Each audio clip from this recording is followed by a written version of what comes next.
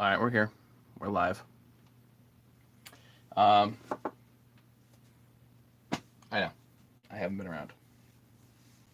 But I've got this 350 here. Pieces. We gotta put it together. So let's put it together. You and me.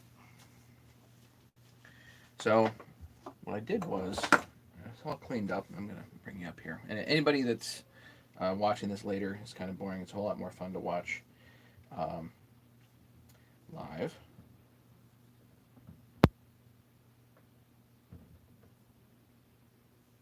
So I highly suggest you guys watch live.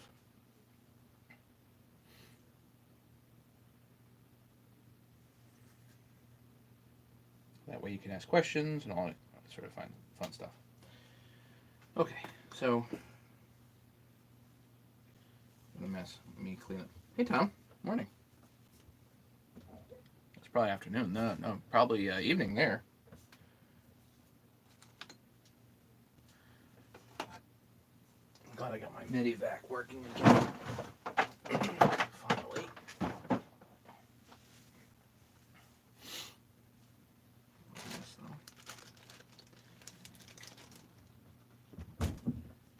Morning, Bob. Tim? Good question. Yeah, go for it.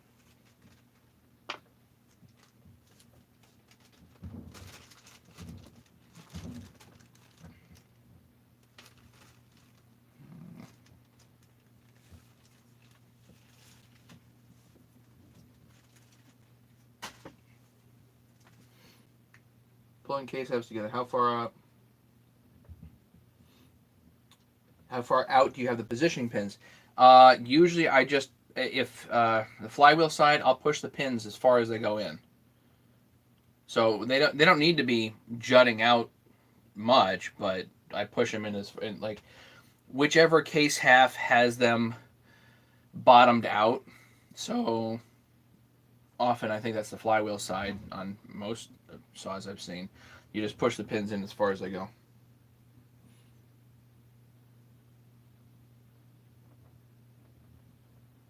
They create forces acting against the crank. They shouldn't.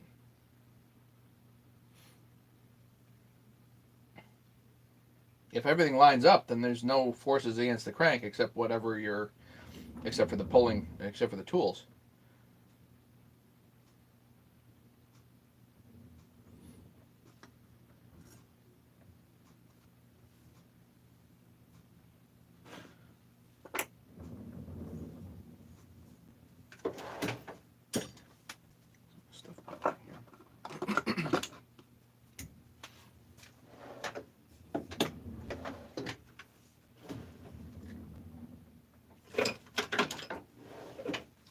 Clean up here. This is not completely clean, but getting there. This is just a razor blade. So as far as I can see on this 350, this 350 is one that I did not rebuild. Or at least I did not rebuild the bottom end on this one. This is the original Dow Corning sealant, this white stuff that they used.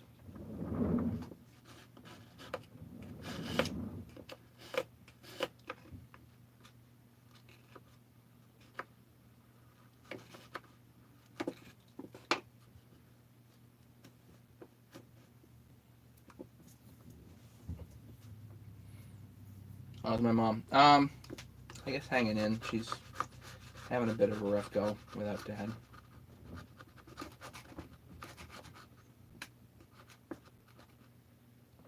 Not really a surprise, when you're together with a person for that long. It's hard.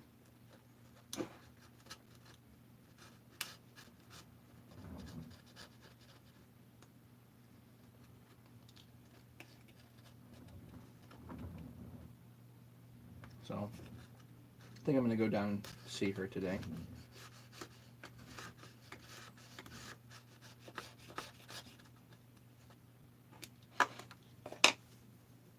So I pull the case halves together, positioning pins seat together between the halves. No, I knock them home in the flywheel side, so they go as far home as possible in the flywheel side. Often there's some play. The depth of the holes has some play, Tom.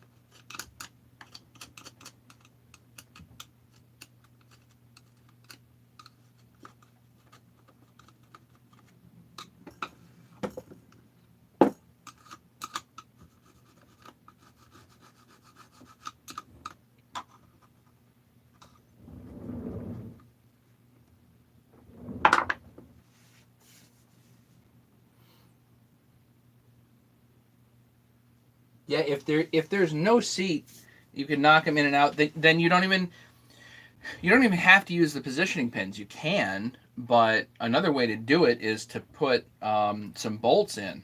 Put your case bolts in. So you get everything started and throw a few like extra long case bolts in, M5 bolts, and have those line up too. That's another way to do it. Don't crank the bolts down to get the case halves together. Just put the bolts in to help everything line everything up. And if you have positioning pins then that are through hole bolts or through holes essentially, then you can put the pins in later if you feel like.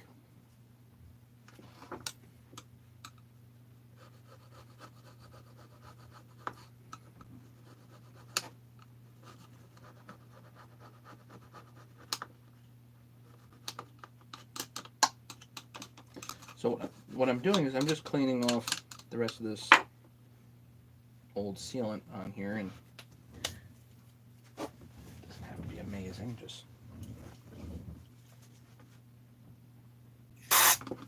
good. Wrong direction. Brake cleaner always seems to help.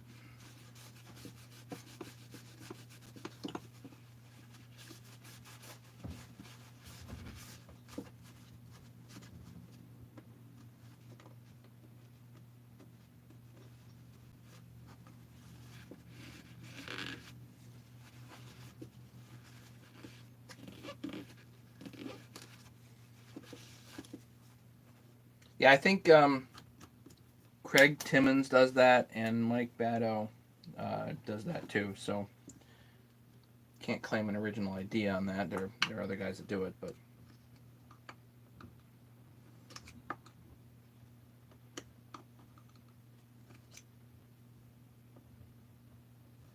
what am I gonna do?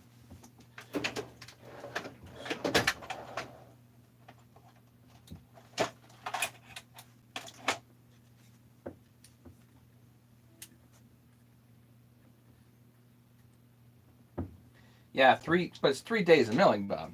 I don't know how many hours, but um, I'm slow.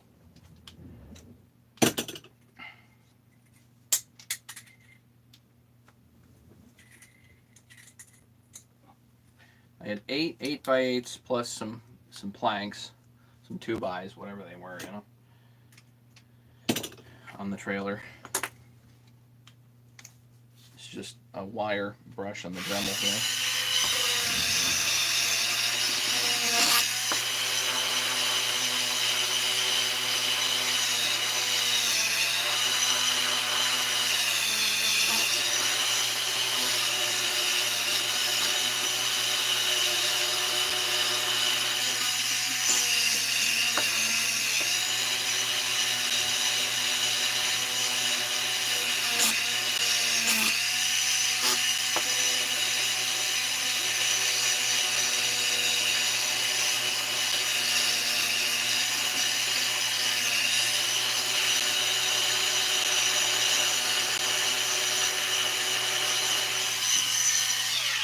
That's cleaner. And the other thing to do, you guys can see that there's some melt right here. Just go ahead and take them off. Don't have to leave that, Do it with a nipper too. Do it with the Dremel, do it with a nipper. Whatever you want.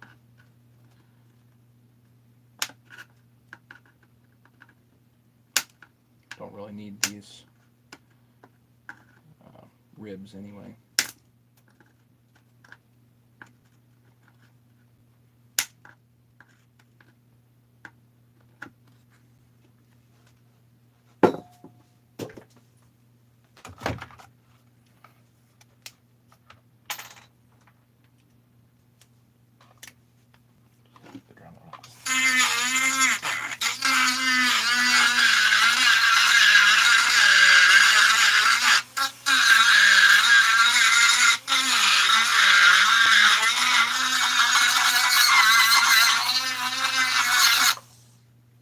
Better.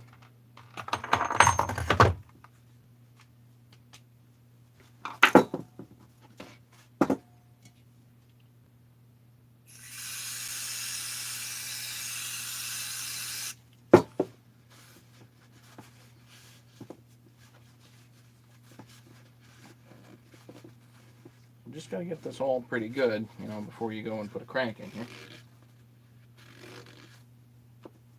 Yeah, the 8x8s definitely came out nice. I had some gnarly freaking wood, man, and I was actually able to get them pretty straight. It's a lot of turning, you know, take half an inch off here, you know, and then what I'll do is I'll block it and raise one end and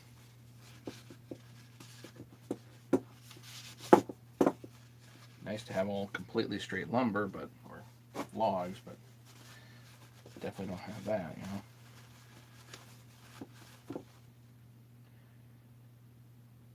Yeah, that's much cleaner. Much cleaner. That's fine. So one thing that you can see on these also is the plastic pulls back from these studs, from the metal studs. What you can do there, stuff away now. You can get a razor blade.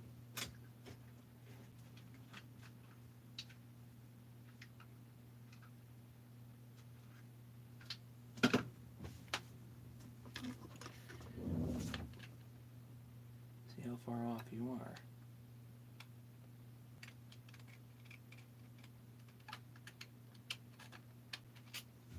Really not too bad. Because what happens is you definitely end up with gaps.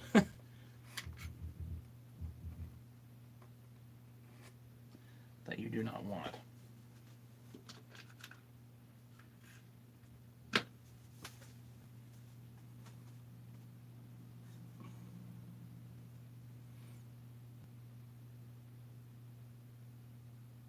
I know 346 is humming, but you catch, yeah. You know, everybody's hand goes to a different piece. If the 346 is great, but your hand's not going to it, so then, you know, figure out who the guy down the street is that needs it, you know, and sell it for lots of money. Why not, right? All right. Next thing's next. I need the bearing cup. Let me get that.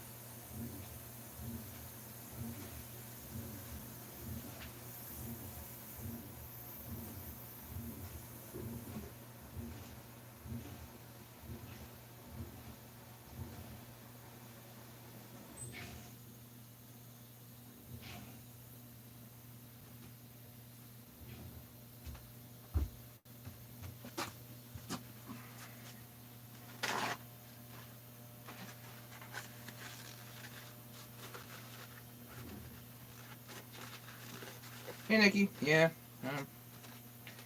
Hanging in. Just trying to stay busy, you know. I was off work this week, except Wednesday. I worked Wednesday. Spent some time out in the mill, you know, just puttering around.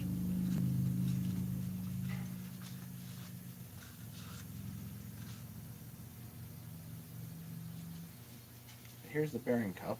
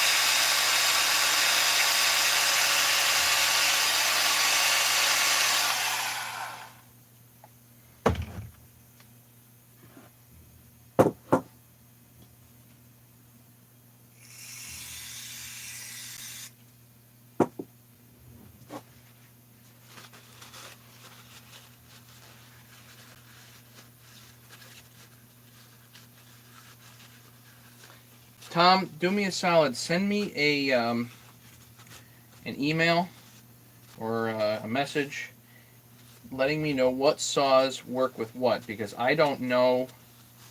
I know that the kit works with more saws than I'm familiar with, but if you can assist with that, that'd be great. I'm trying to put together a cheat sheet of what works where. You know what I mean?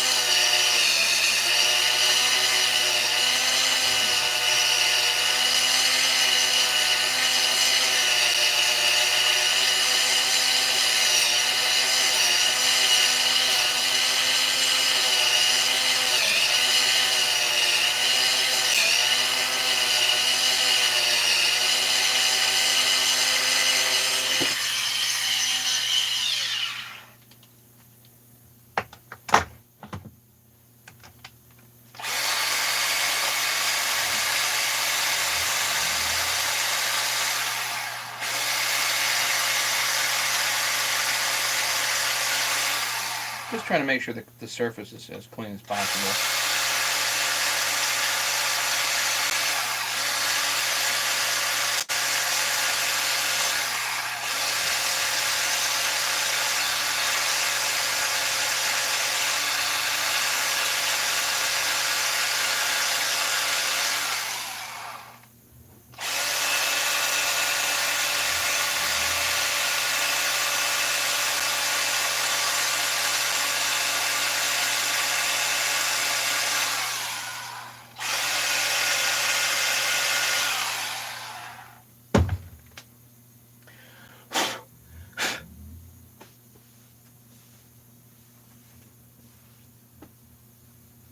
Rebuild.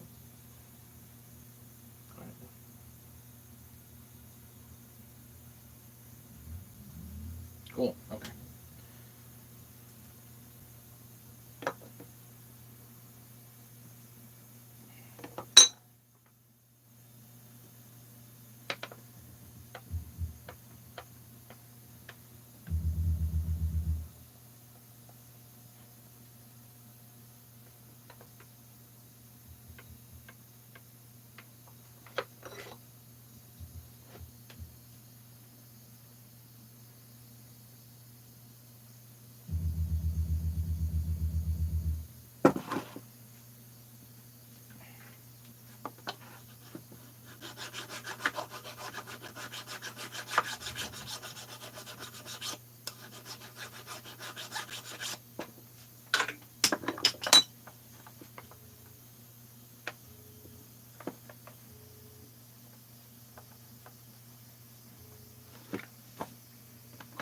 Should do.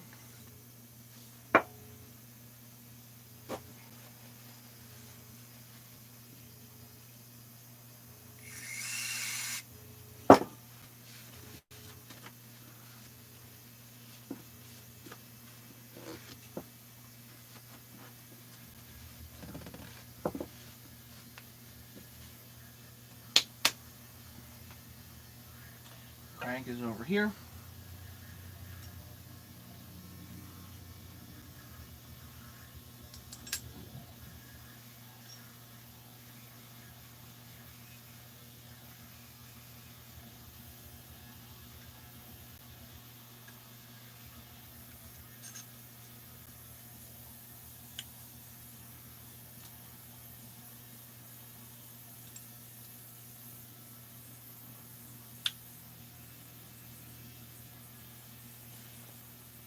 Okay. Essentially ready to rock.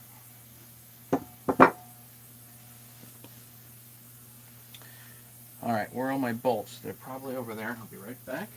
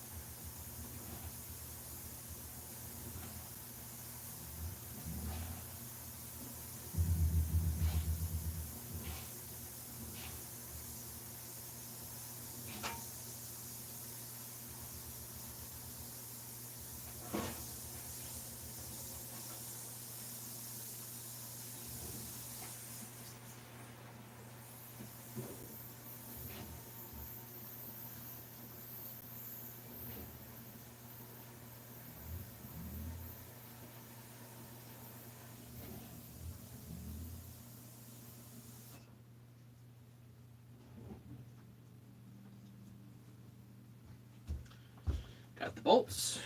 Okay. Time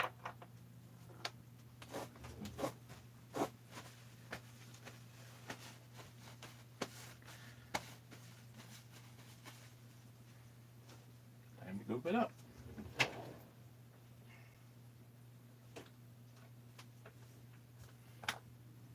My 1184. Here we go. Hey, Harry.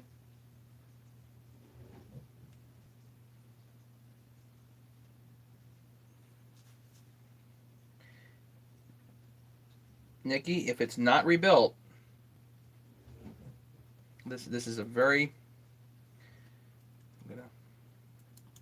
this is a very important thing.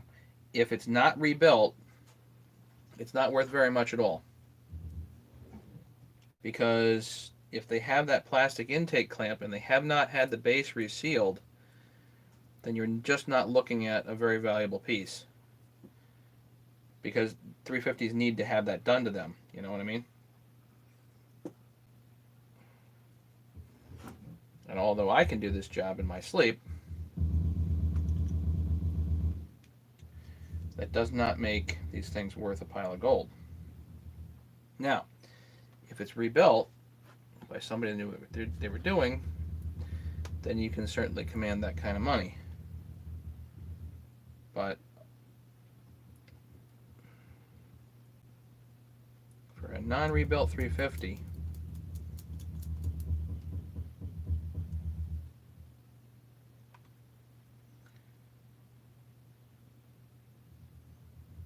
these days I'd offer some guy about $50 for it. And me personally, I wouldn't offer, definitely not offer any more than that, because I have so many of them.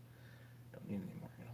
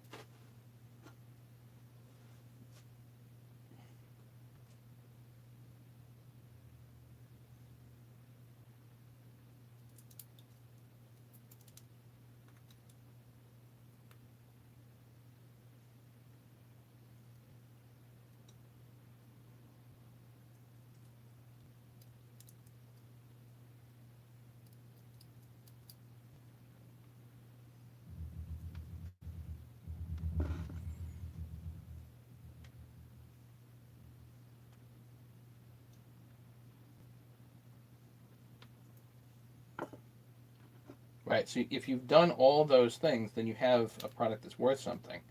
But if you haven't, then you've got something that's going to blow up on you at any given time. You know. So you don't pay full price, guys, for used 350s.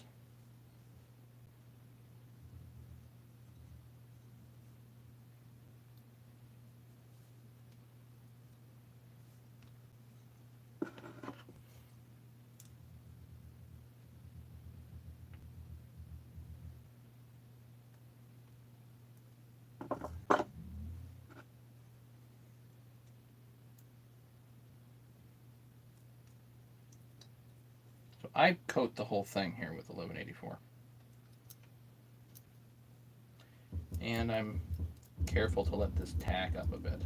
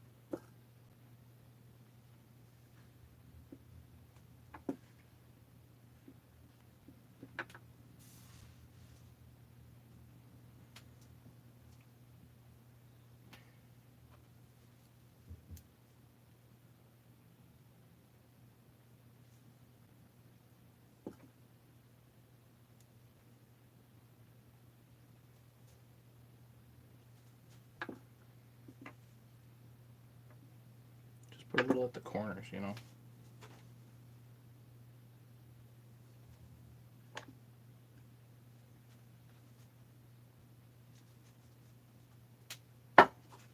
Again, let it tack.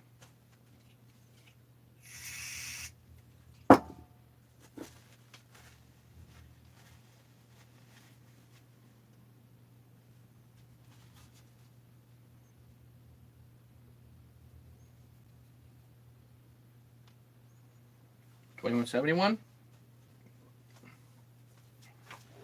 Depending on the cosmetic condition, $400 to $600.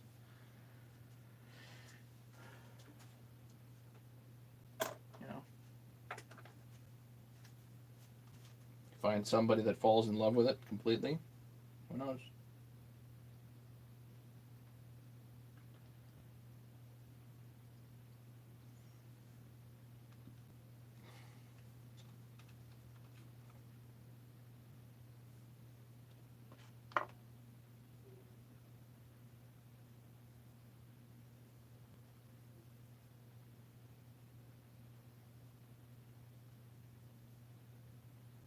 No, it's not a matter of work time, because you can leave this set for like 10 minutes and still come back to it. It's just a matter of getting it to tack.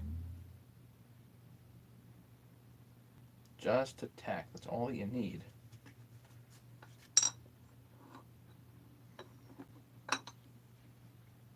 So when you're doing this step, one thing to look out for is the ground strap. Make sure the ground strap's in there, because sometimes you get everything back together and oh shoot, I forgot, hit the ground strap. Then you'll be kind of upset with yourself. You don't want to do that. So the 4 base bolts. But this one goes to the ground strap.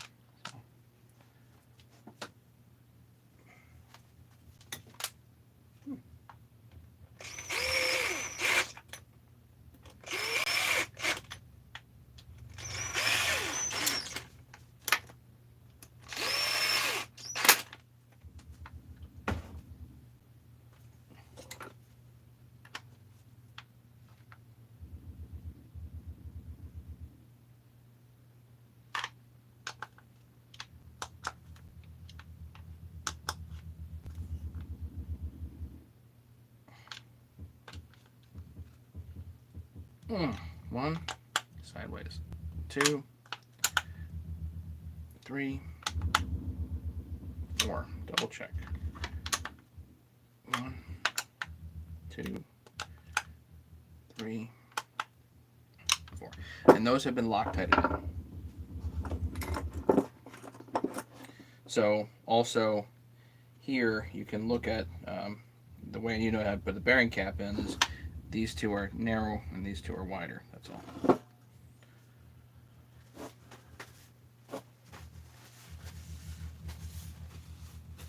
Fox Aquariums, how's it going?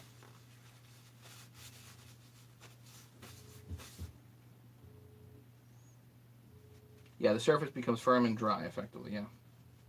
Waiting on the tractor for a customer to pick up 6x6x12. Nice.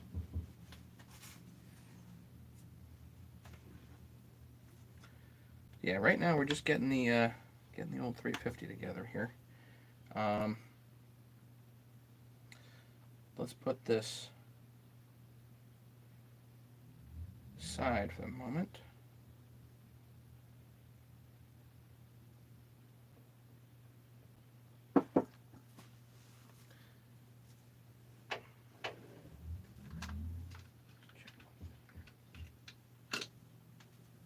Too much squeeze out there.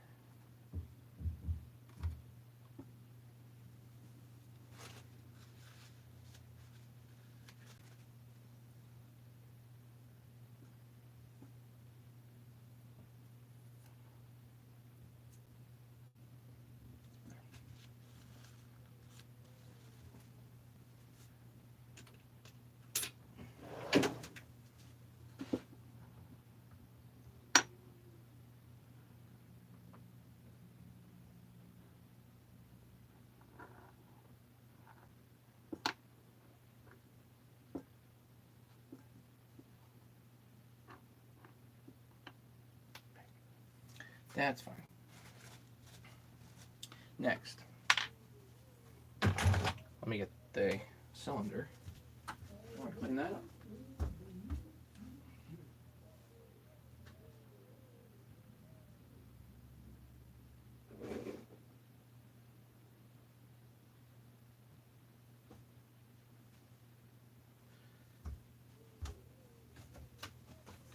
So on this, there's a little bit of transfer on here, so I got to smooth out the cylinder a bit. And these are a little bit harder than usual to do, but whatever.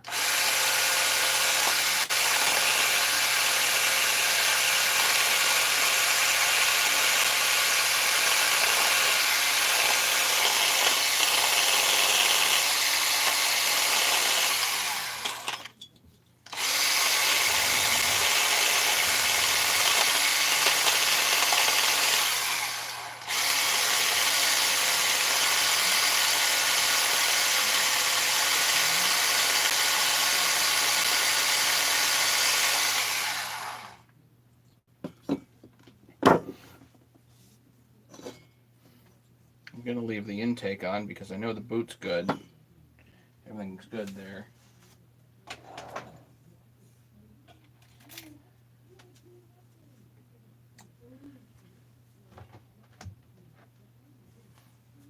got to get this a little bit cleaner.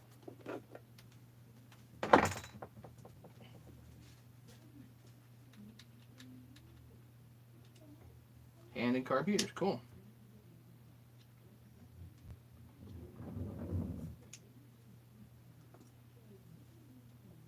Yep, you can use Durco too.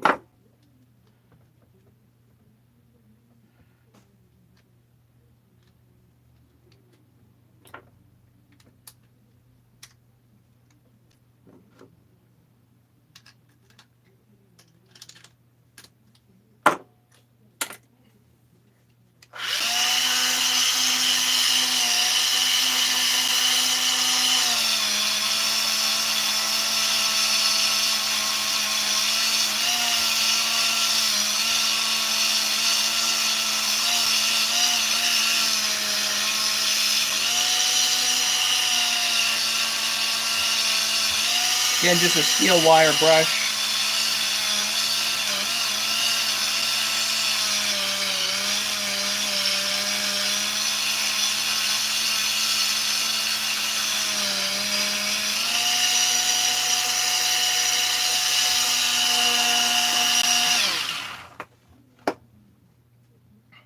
after this has been through the ultrasonic, what I'm actually going to do is I may just stick some Scotch-Brite in here and see how that looks.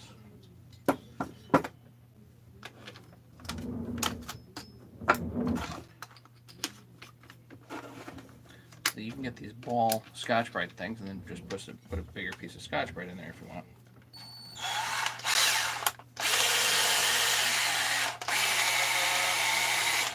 It's helpful to have a battery that works, though.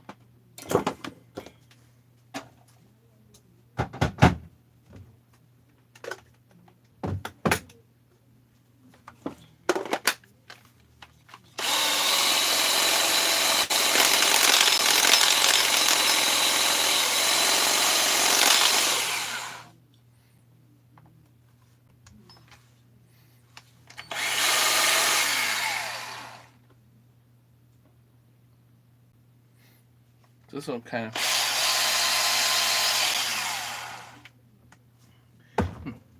tell me where we're at, and I can see it. See how much transfers on here, and then I can get the emery cloth in there.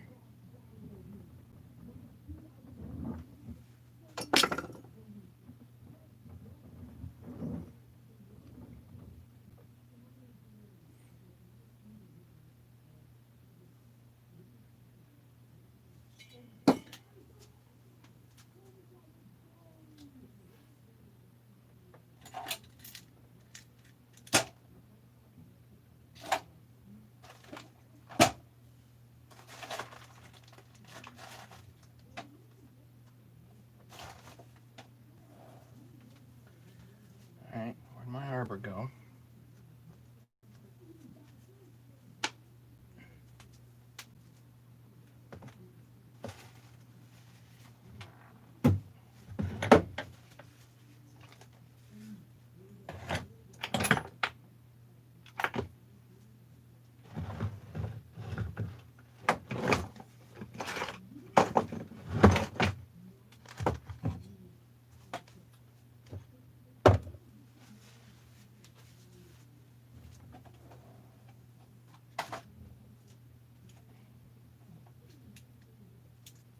So I've got a 3-inch drywall screw that I use to hold the sandpaper.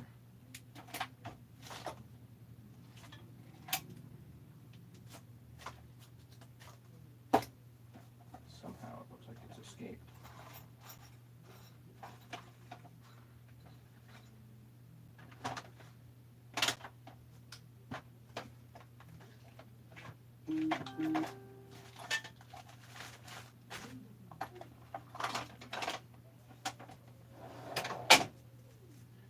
That's not good at all. It should be out here somewhere.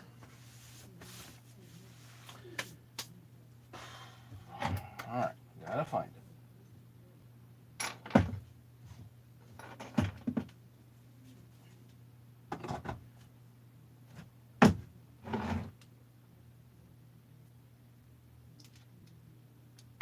Or I gotta make a new one, which isn't the end of the world. But it would be a whole lot better if I could just find the one I was using.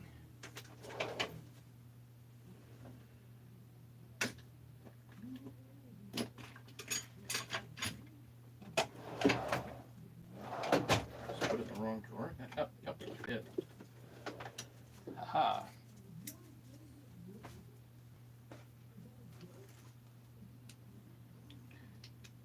Just a drywall screw with a slice in it, and that actually allows me to put a piece of emery cloth or 50 grit or whatever I want in here. No, this is I'm not doing any grinding on this one. Don't worry, we've got grinding coming up. Not today, maybe, but we're definitely going to be doing some grinding one of these days.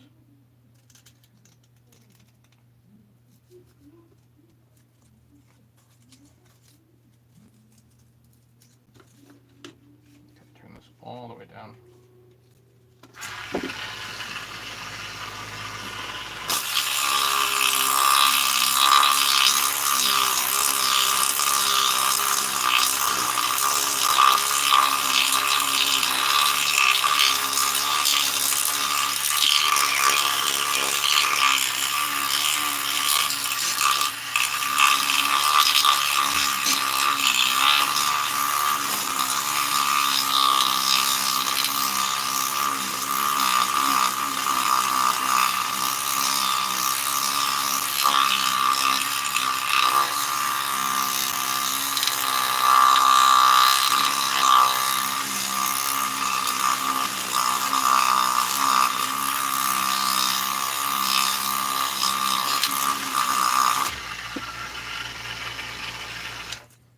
use it a little bit, and then I take a little bit off.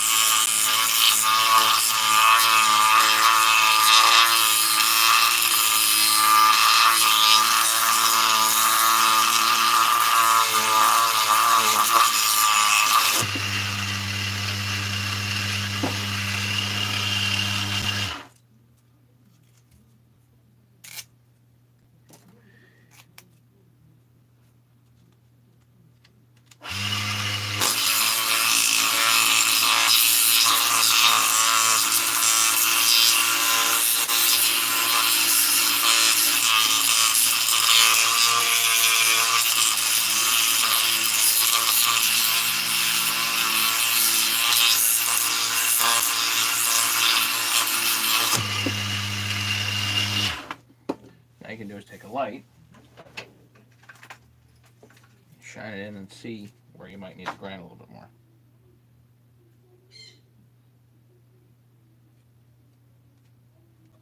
Down here a bit.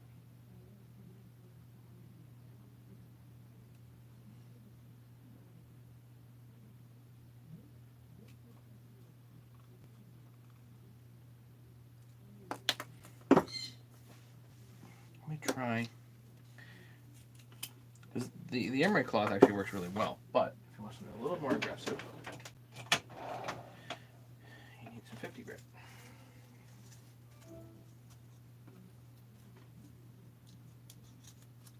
Am I deleting the base gasket? No. Can you show the dry? Yes. So it's literally a drywall screw with a slice down the middle. Right, there's a slice about an inch long here. So it just slides right in.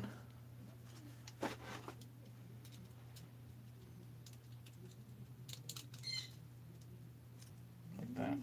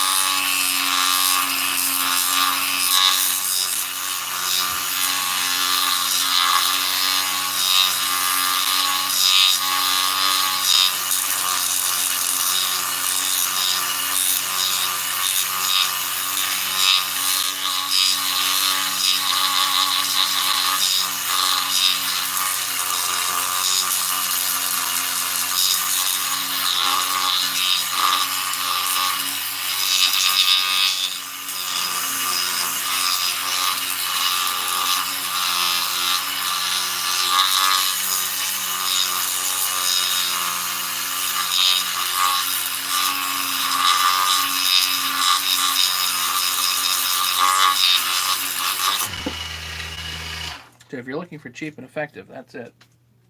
You know? Again, pull off the end.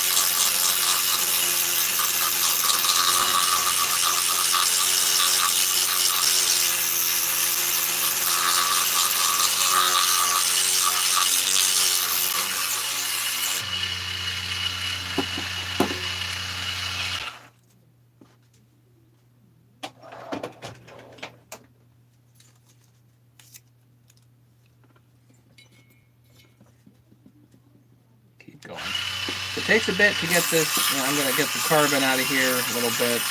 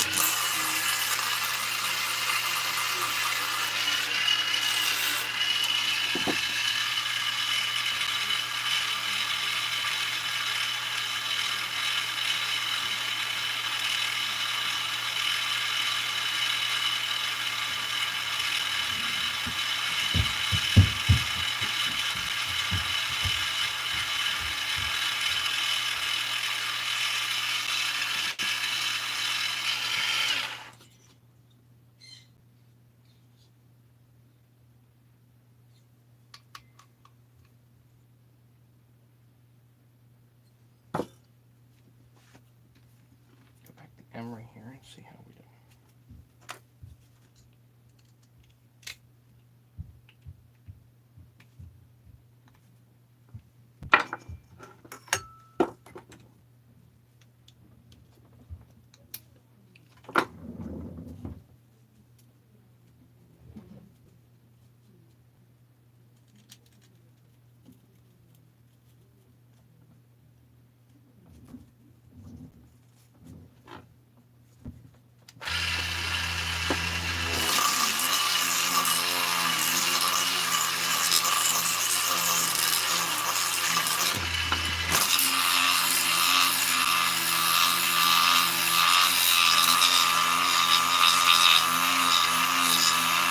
This isn't going to be perfect by any stretch of the imagination, but hopefully it'll be runnable.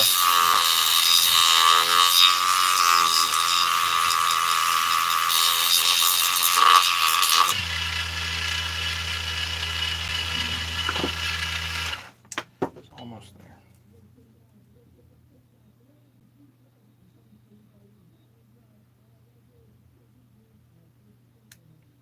Still see some chunks on here that I got to get off. And it's hard to tell what's a relief and what's a chunk up. It's actually very hard to tell.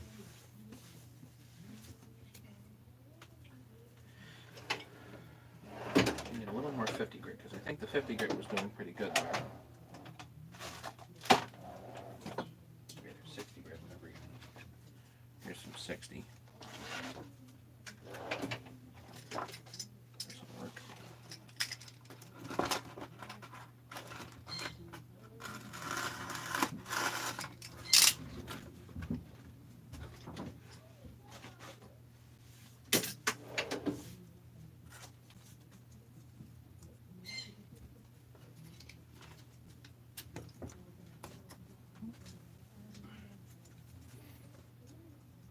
Problem with cleaning up cylinder heads is boring as all heck. It is. But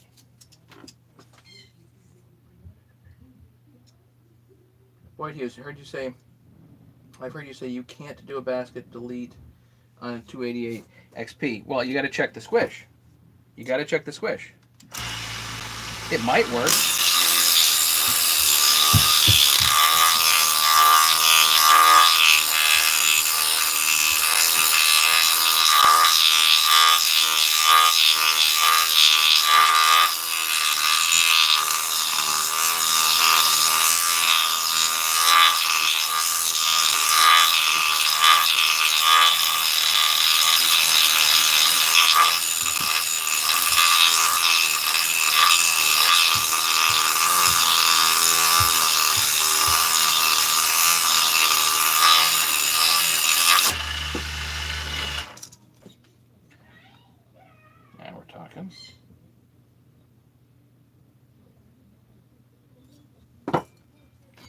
Yeah, Boyd, you gotta check the squish, one way or another.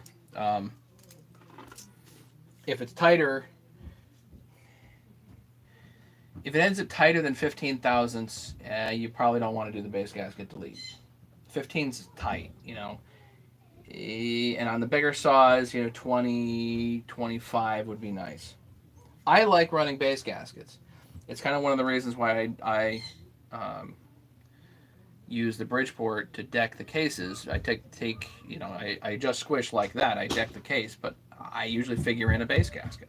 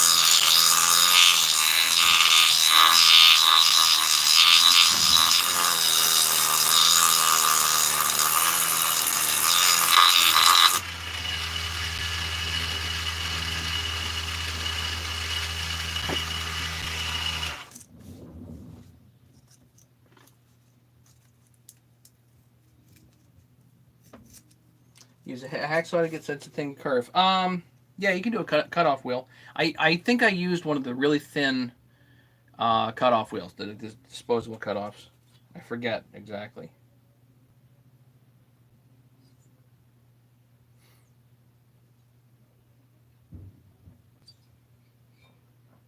Probably good enough there.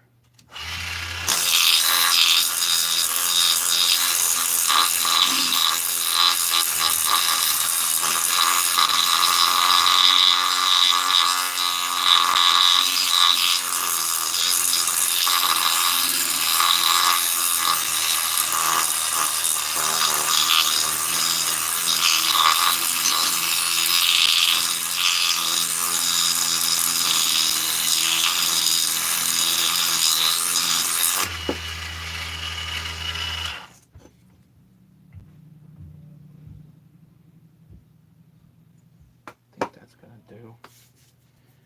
You can really just keep going and going and going for hours, but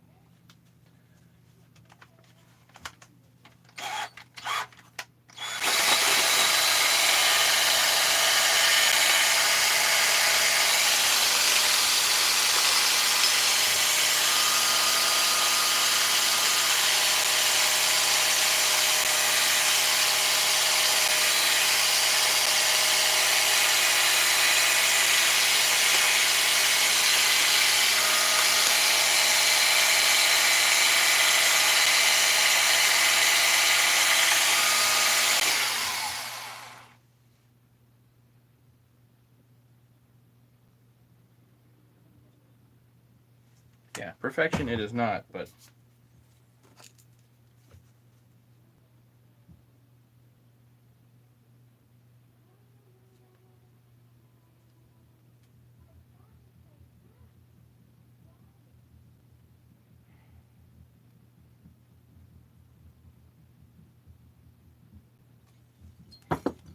see, I can't tell.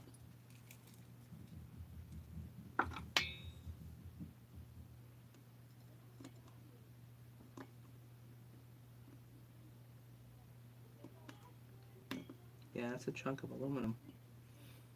So I still need to go more with the 50 grit.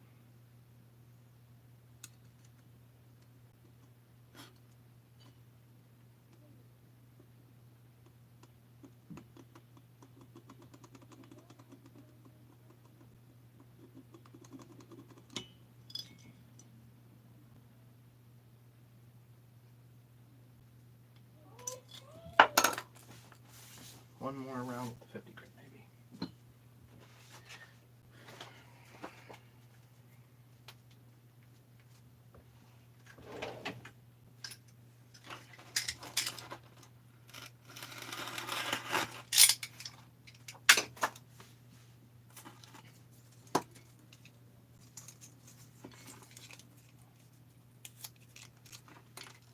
Here's that one up, then do this.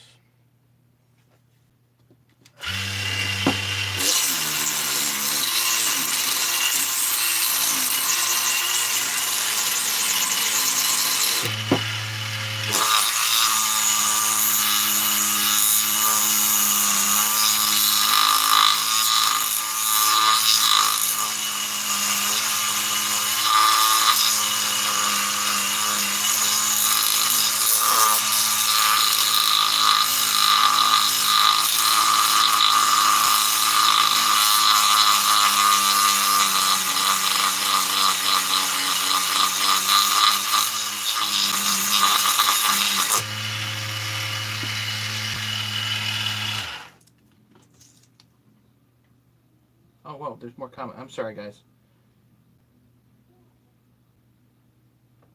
I didn't realize. I'm sorry. Yeah, this is aluminum oxide 50 grit.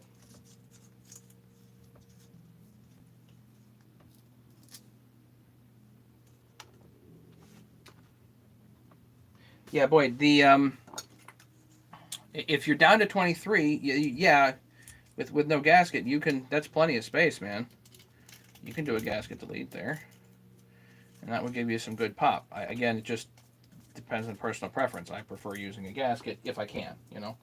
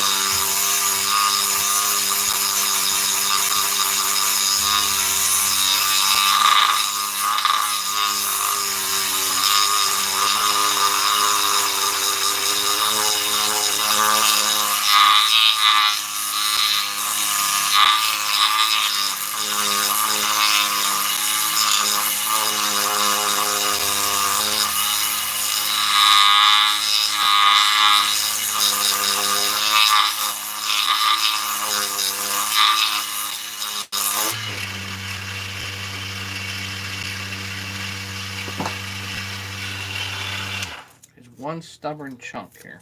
I want to get.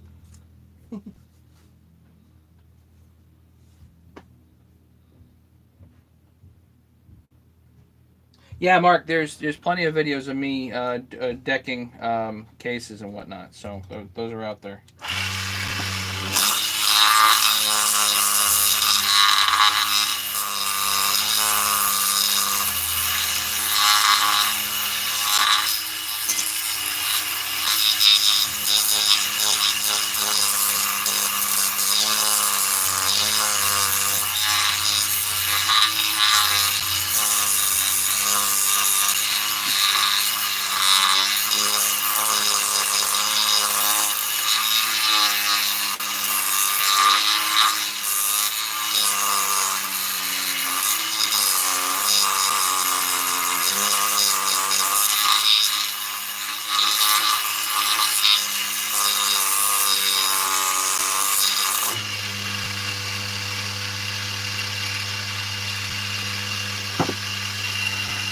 Still there, but much better. If you've got chunks on there, you got to get the chunks off. It's one thing to have a relief. It's a whole other to have a positive. If you get a positive, it's going to be bad.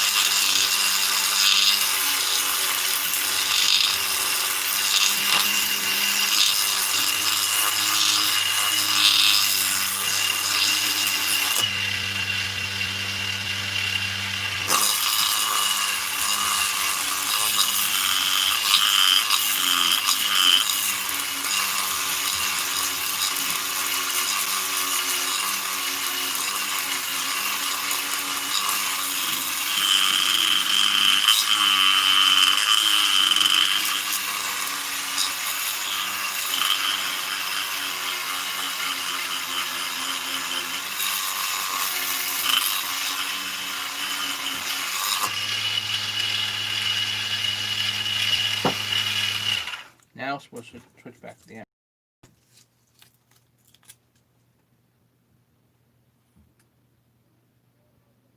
23 is not too tight. 15 tight.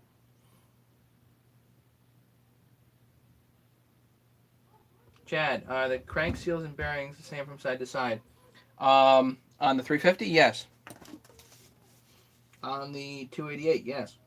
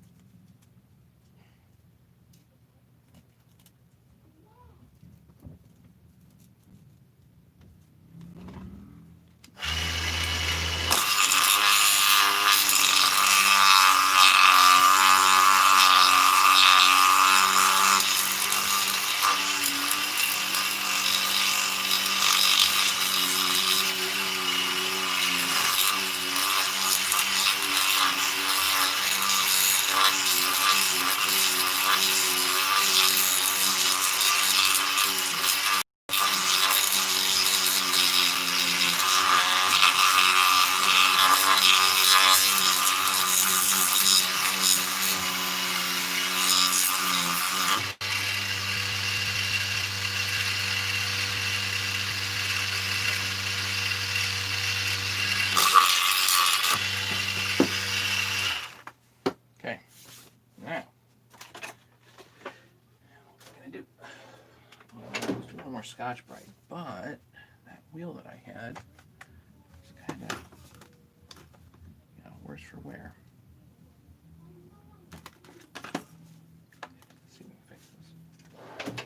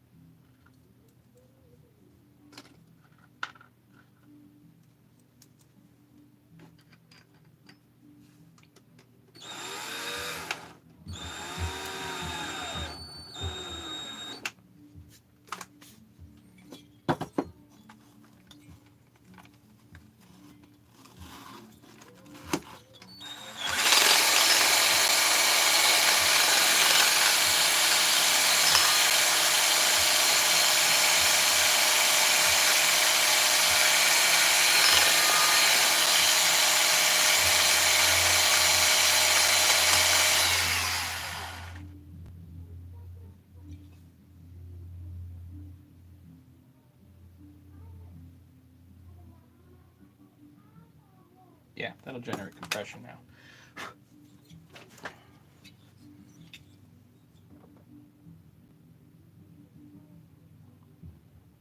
perfection, it's not, but that's pretty shiny. Good.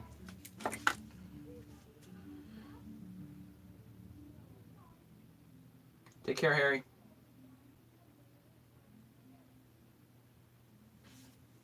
I I like Boyd. I like the single opening for my 288 the best. But one I have now is double. But one I sold a while ago had a single opening on the clutch side it was just a nice big opening with a red 90, what they call a red 97 deflector. So a guy named RED97 on the forums sells on OPE forum sells deflectors, and he does a very nice job.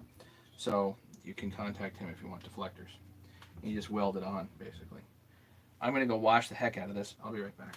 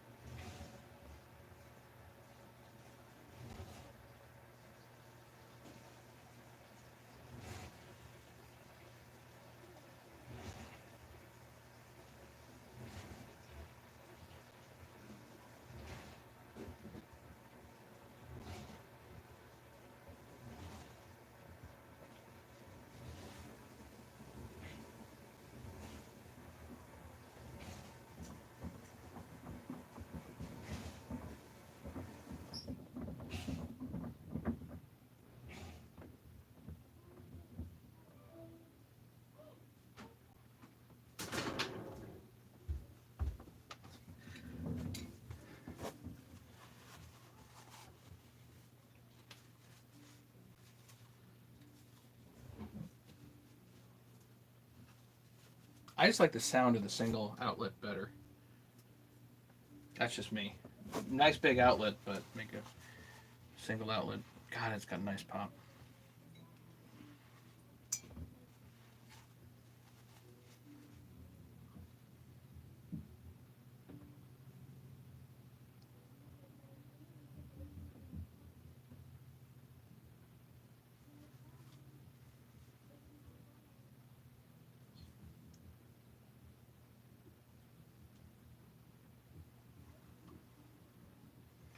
Yeah, I think I'll just leave it. Okay. Now we have that. I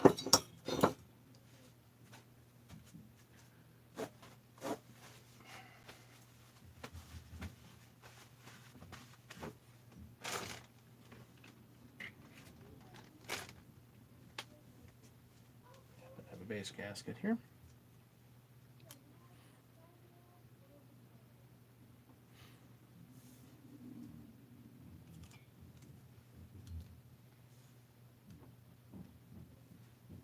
Now, on the base gaskets, you can see like things don't quite line up. So there's a lot you can do to a 350 cylinder, but we're not going to do that today because we're going to save that for another day. I need to get this thing together and back to the owner. And I've got to get to my other projects for people like Sammy and Buck. Okay.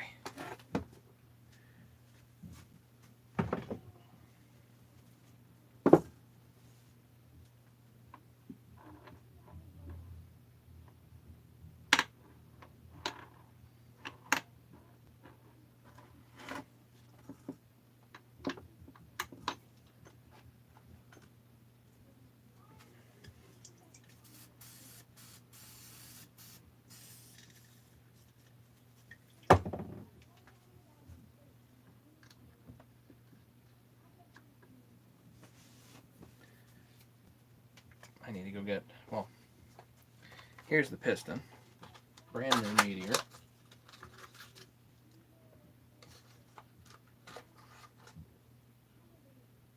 Yeah, 3/4 inch, somewhere around there for like an inch by 3/4, inch by inch, somewhere around is a pretty nice. Like a square inch is good if you can do it. You know? So this is technically a 353 piston, not a it's 45 millimeter, and it's not.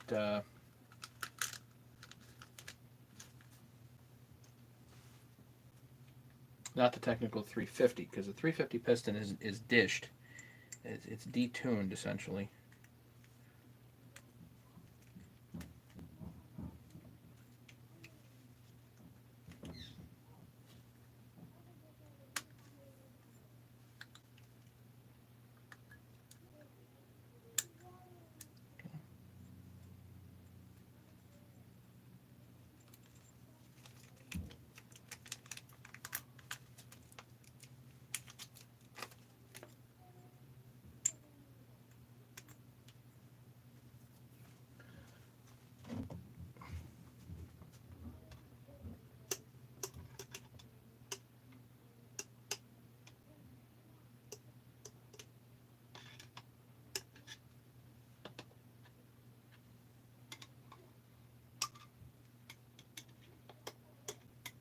Two cycle on the bearings.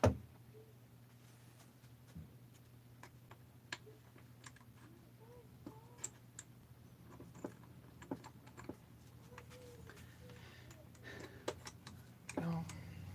Pin.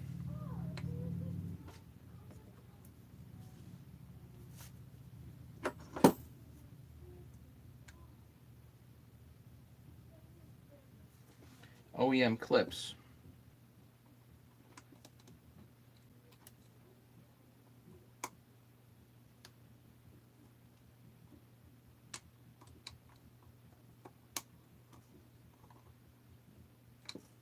There's one. Make sure they spin nice and easy. There's a number of ways to do this. I'm just going to do this way for right now. But in the past, I've been putting the piston. If I use goops and things, I put the piston in there.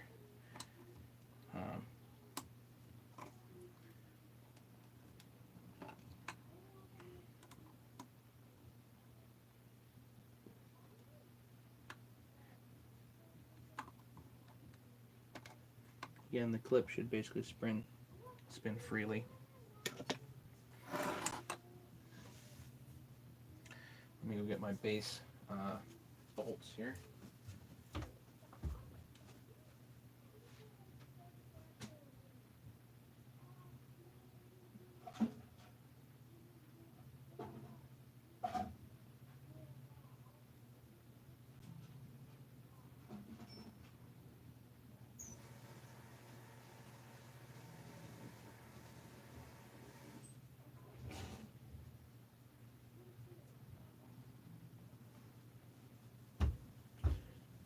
So this is super important.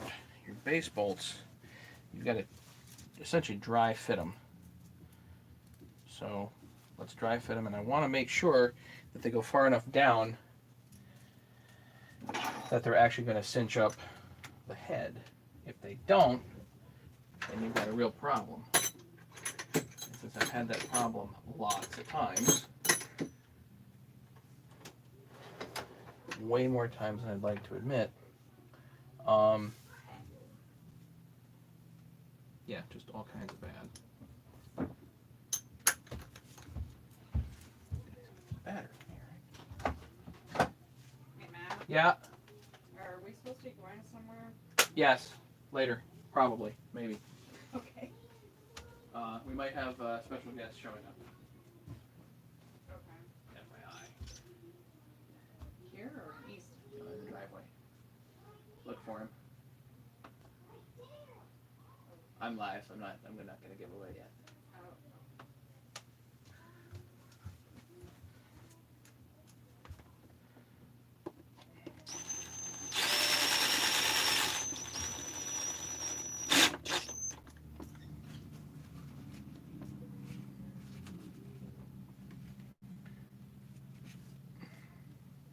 What I should do is like make up a washer, just something simple that would be as thick as the base here. It'd be good to test with, you know.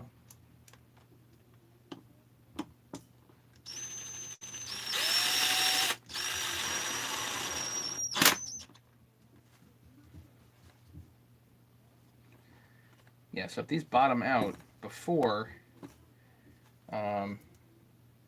they get down far enough to cinch up the head, then basically you've got a head that's loose chronically. You're gonna, and you'll break one of these essentially, or you'll have a head that's loose, and then you're gonna have the whole thing eat itself. But it certainly looks like this is good.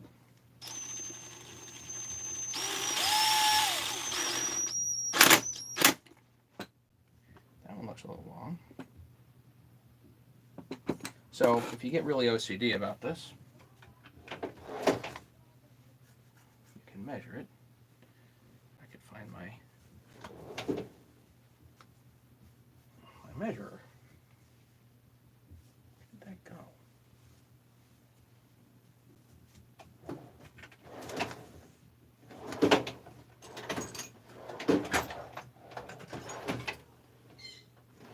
Yeah, put my vernier caliper.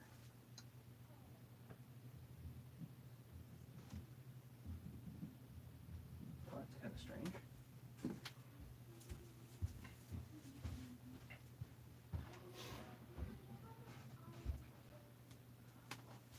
Okay, well I won't worry about that for today, but this one here actually looks a little bit on the long side.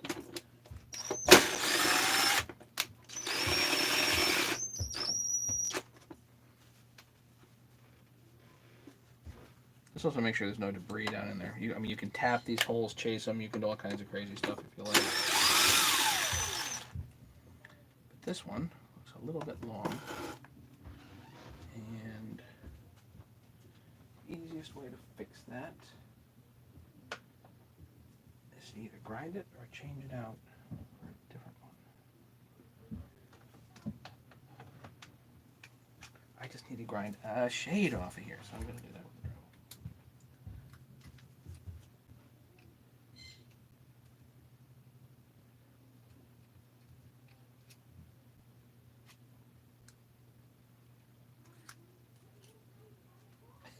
What are you guys doing? Bloody finger.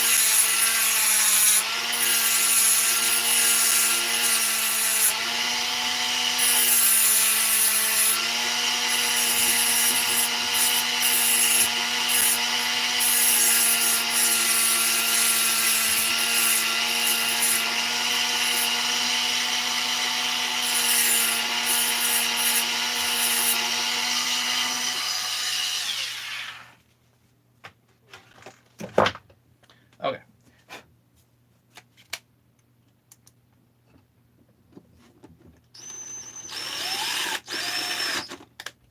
Better. Okay. So now we can pull all these out. I'm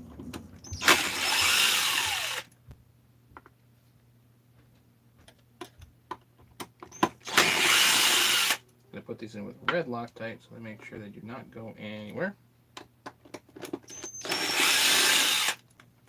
I'm not going to use any goop on the gasket this go. No real need.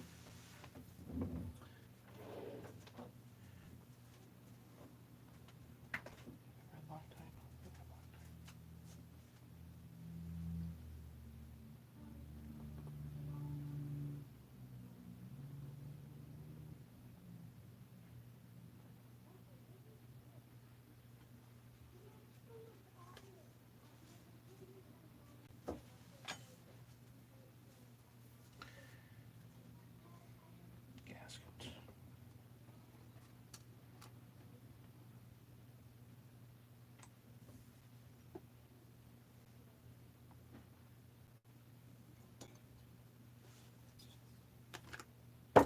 Our clips are in. You've got to have the intake boot on here. Just you can't do it without. So you can put the muffler on later and everything else, but the intake boot you really need to have installed. You know, while I'm at it.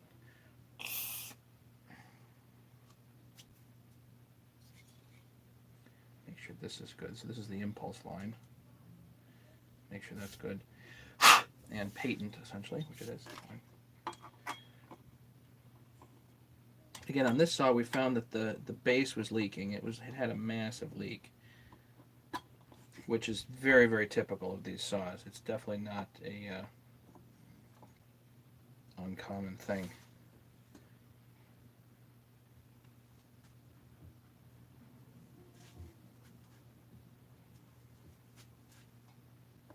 Got the red Loctite on here.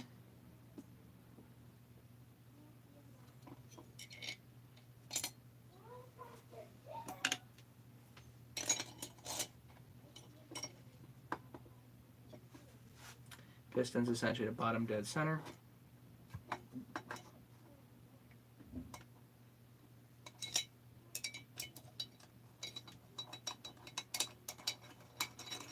That one started.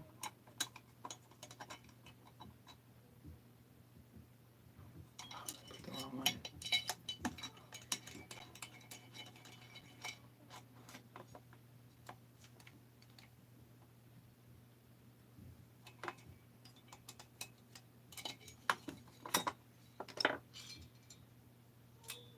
Hate that. I have everything laid out and I grabbed the wrong one.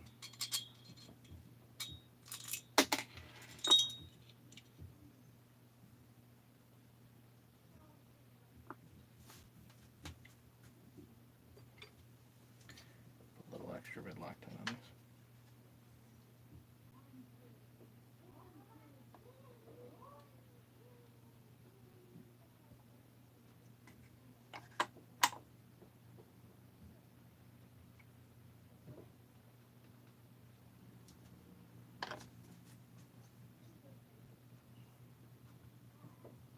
That one goes here. There we go. That's better.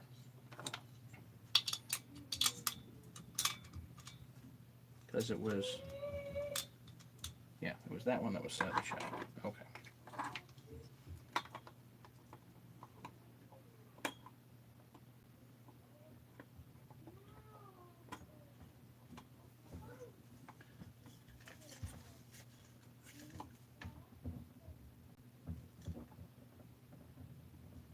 Oil on the ring does not need much.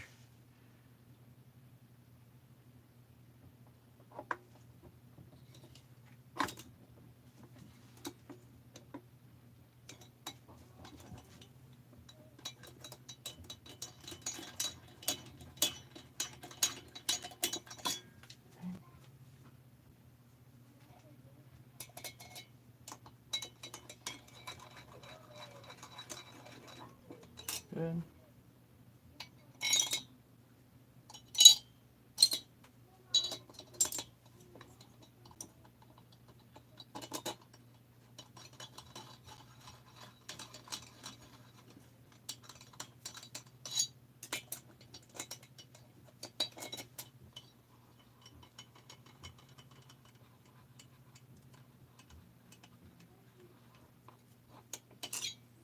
Waiting for somebody to tell me what I missed here.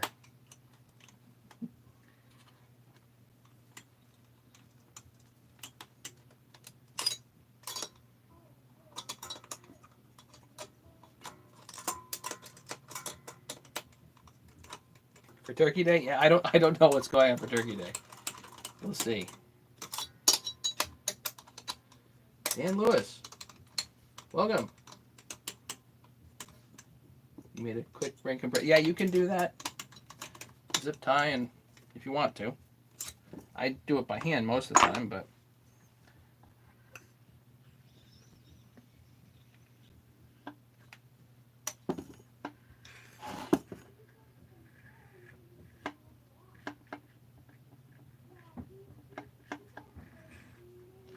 not a head slapper. It will be good. Okay. So let's give them a tighten.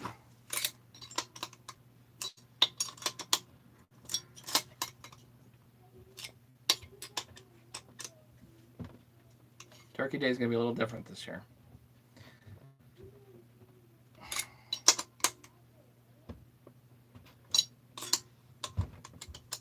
Don't know what's going to happen.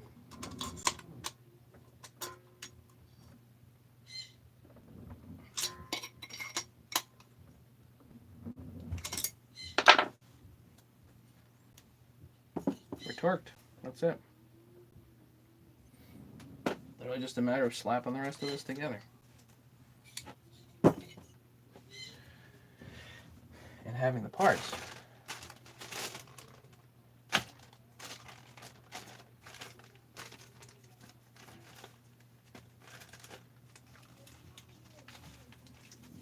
I need these. Oh, you know what we need to do?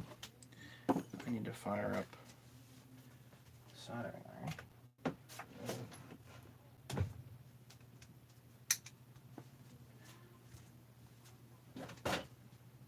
We need to fix this tank. Let me go quickly wash this. I've got a couple of things to do on here.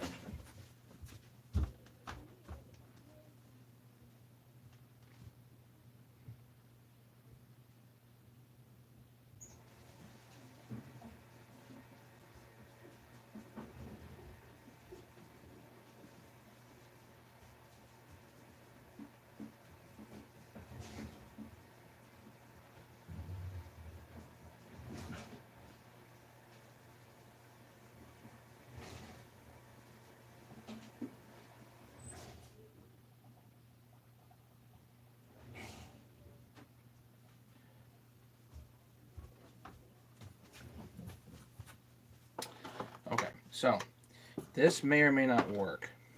So I don't know if we're gonna get a pop today, but this AV mount here just chronically strips out. And I don't think anybody really knows why. It's one of those dumb things that happens. And my thing's not automatically scrolling for comments. Hey Craig, mentioned you earlier.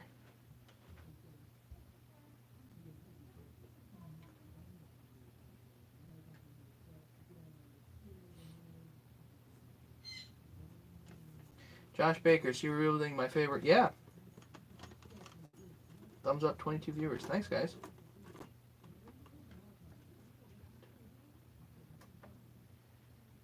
And Andrew Slagle, what's going on? Alright, so yeah, so right here, heavy thread, and this strips out. So there's basically two options. One, somehow get some extra plastic in here and pray that it holds. And B, get a new tank. So I guess we'll try the plastic idea. If it works, it works, and if it don't, it don't.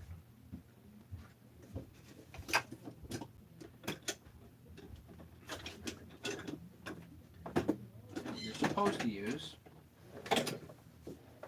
is string trimmer line. Supposedly. I don't know. I've done this before and had it work okay, but I would describe this as not necessarily a predictable procedure.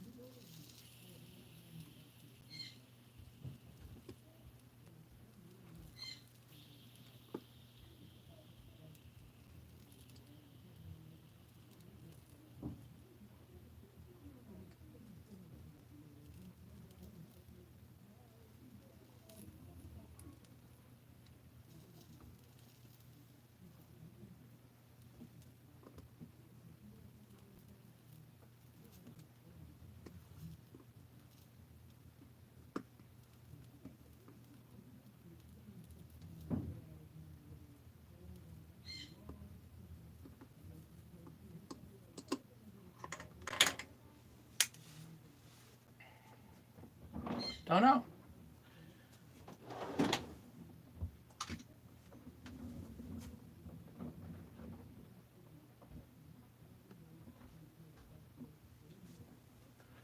Drill a small hole down it and see what happens. Do that. You have to replace the tank because you need the AV mount, and replacing the tank would kind of suck, obviously. Having to kind of sucks.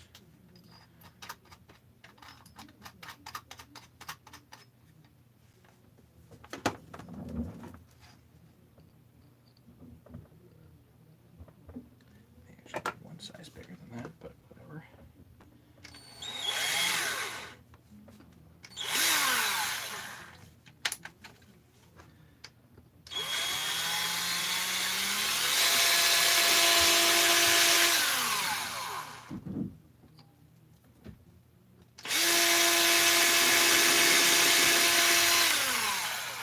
Watch this be like impossible to drill.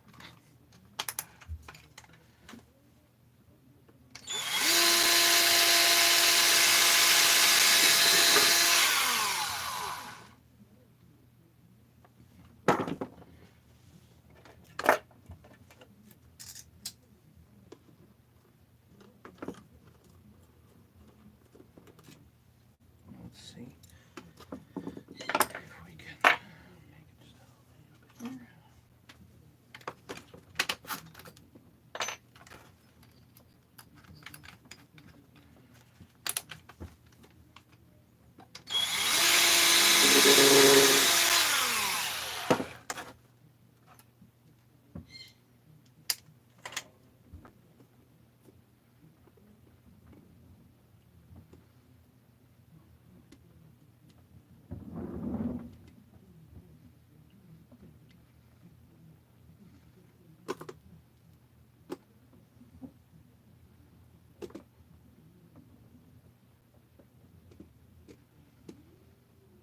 I wish this stuff melted like wax. It doesn't.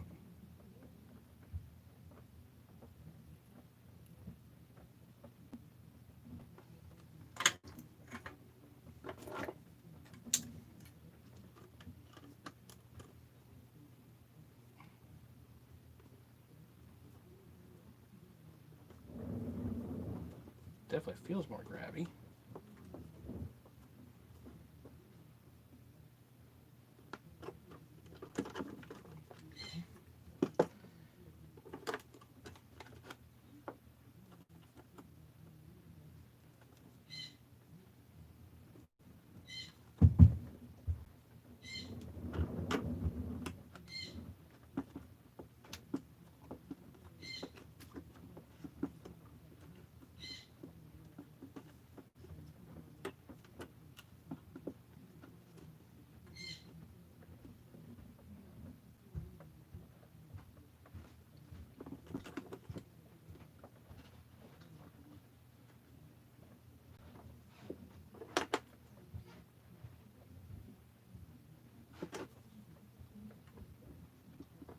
Seems to hold.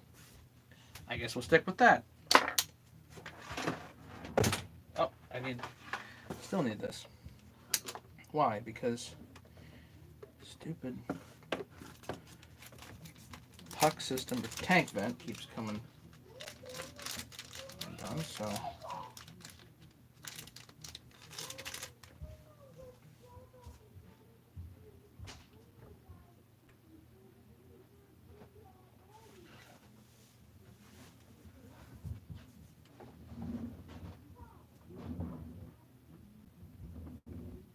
Jersey Josh and Matt, I really want one of your 394s.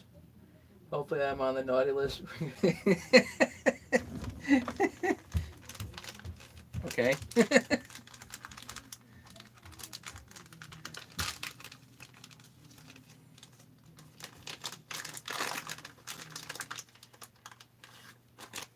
My problem with builds right now is that, I mean, I'm really trying to A, not take on new work, and B, I've got like a pile of stuff to do here in the basement, so I just don't have tons of time to dedicate to all this, you know what I mean? Okay, so the puck, small puck, big puck goes in here, and then the easiest way to do this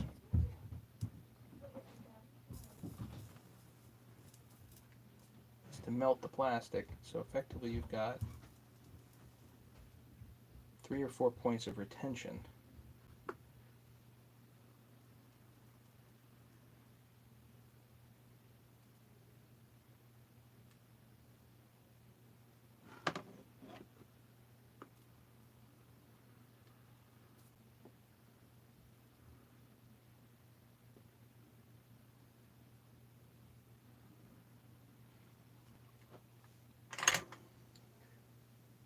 That's going to be hard, a lot harder for that puck to go anywhere. Okay. That's one way to do it anyway.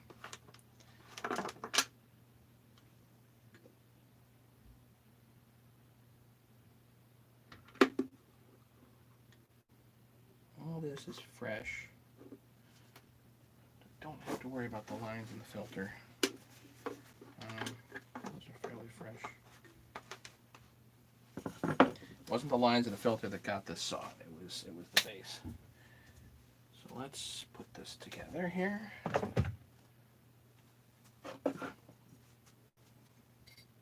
It's really one nice thing about 350s. I mean, the whole thing goes together quite straightforward.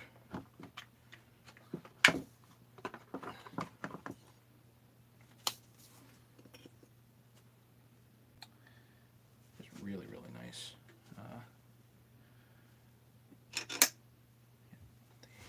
Put this AV mount screw in.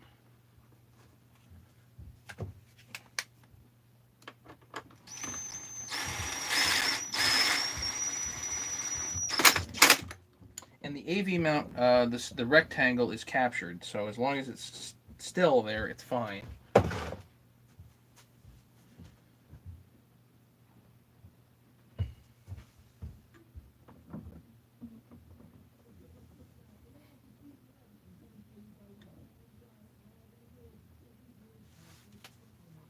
You know what I forgot? This is my OCD kicking in again. Yet again.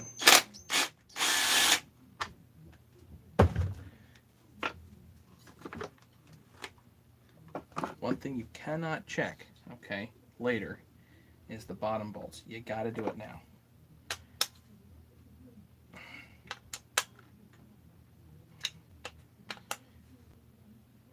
And because these are coarse thread, you really gotta put Loctite on these.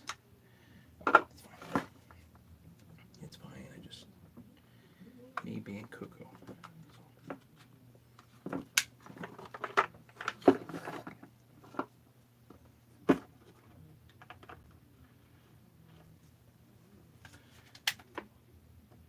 So as long as you don't push down on this, it's captured and you're good. Okay.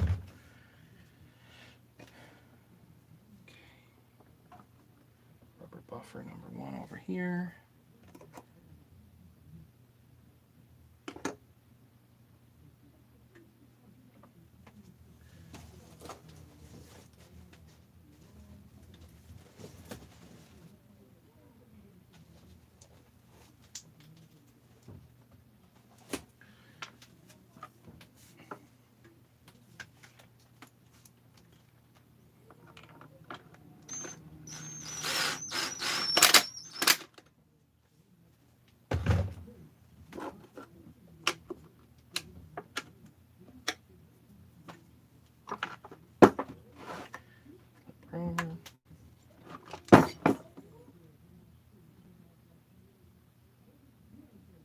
How's parts orders coming in? They've been okay. I haven't had too much trouble of late. But then again, I ordered a bunch of stuff a while ago and had been waiting, and now it's just a matter of me finding time and ambition to get things done, as opposed to before it was just waiting on parts. You know, often you'll have a little bit of ambition and then you get like, oh, but I don't have this part, you know, that type of thing. That's kind of frustrating, to say the least. For right now, it's been okay.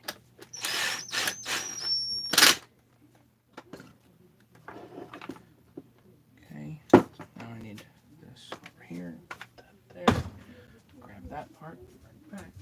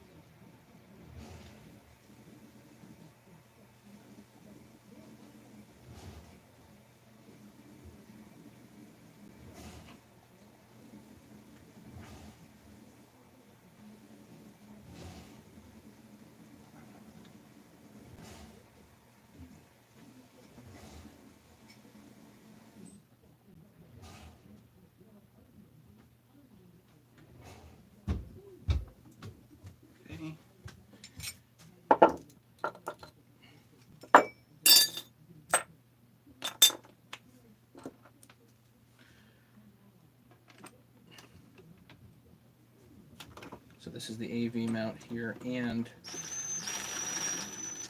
your catcher. And this is captured, so if you push down, then it spins. You don't want to. Good. That's enough there. Since I've got this laid on its side, might as well do this at this point. The oiler's still in here, that's fine.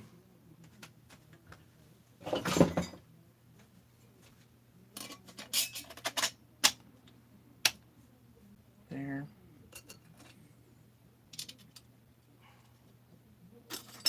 Just a lot of short, coarse screws for this.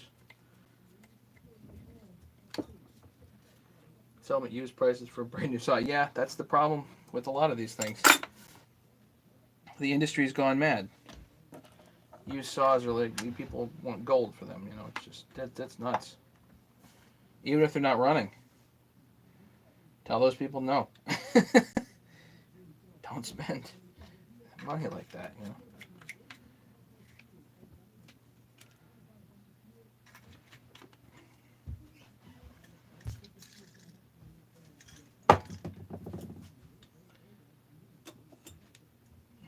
Now this already has, this is a spur instead of a rim drive. A little bit worn, but we'll do it for now. And then your clutch goes on.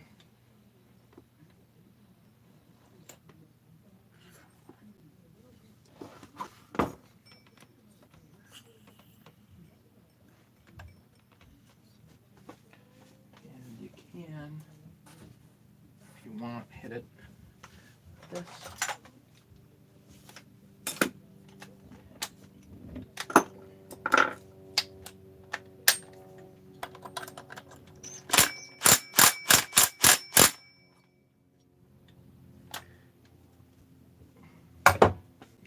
That just puts the clutch on so it doesn't go flying across the room like they have a tendency to do. Don't know if I have an exhaust gasket here.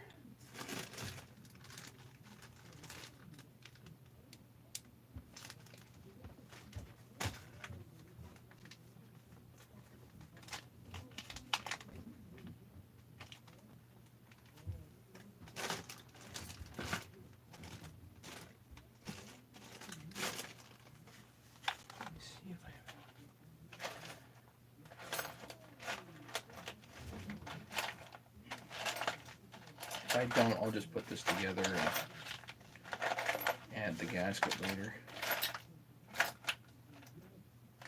Pretty sure I've got a bunch of them in the shed, so not a big deal. So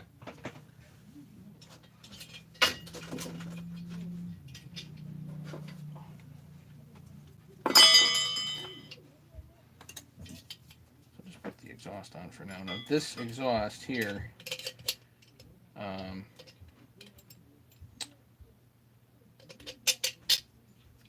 has another deflector. It sort of was designed to help the whole muffler slumping problem, but ideally you need a bracket on the front. Now this one, a little bit of a different animal because I've upgraded these bolts to M6 instead of M5. So it may not need the support, and if it did have the support, it might be kind of funky to do. So, not something to worry about.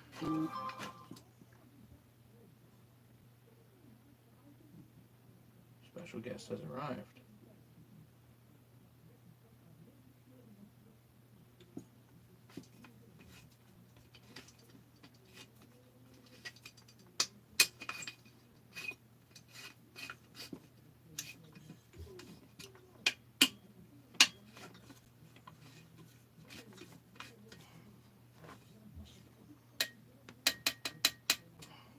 Just gonna cinch that up for now. Leave it. So yeah, this shield goes down against the cylinder first, and then a gasket, and then the shield, I think, and then the muffler. But whatever, it doesn't matter.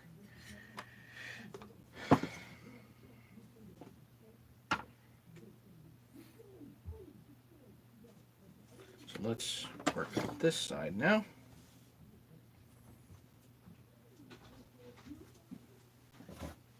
Come on down. We're live. So, We're live, just so you know. Ladies and gentlemen, boys and girls, I give you average timber cutter, or mason. Whatever you want to call it. What do you got there? a Oh no. future project for Matteo. That looks like a 262. Yep. It's air saw. It's got a blown up top end. I didn't take it off and investigate that yet though. Okay. So I don't really know what caused it to blow up. But I'm guessing it's probably the seals or the carburetor. It's probably the gas looked like it was mixed. So I don't think it was fuel. Oh, the piston looks okay on that? Yeah. I mean, The intake side's fine. It's the exhaust that's... Yeah, okay. Let's finish this. Get it to Yeah. pop.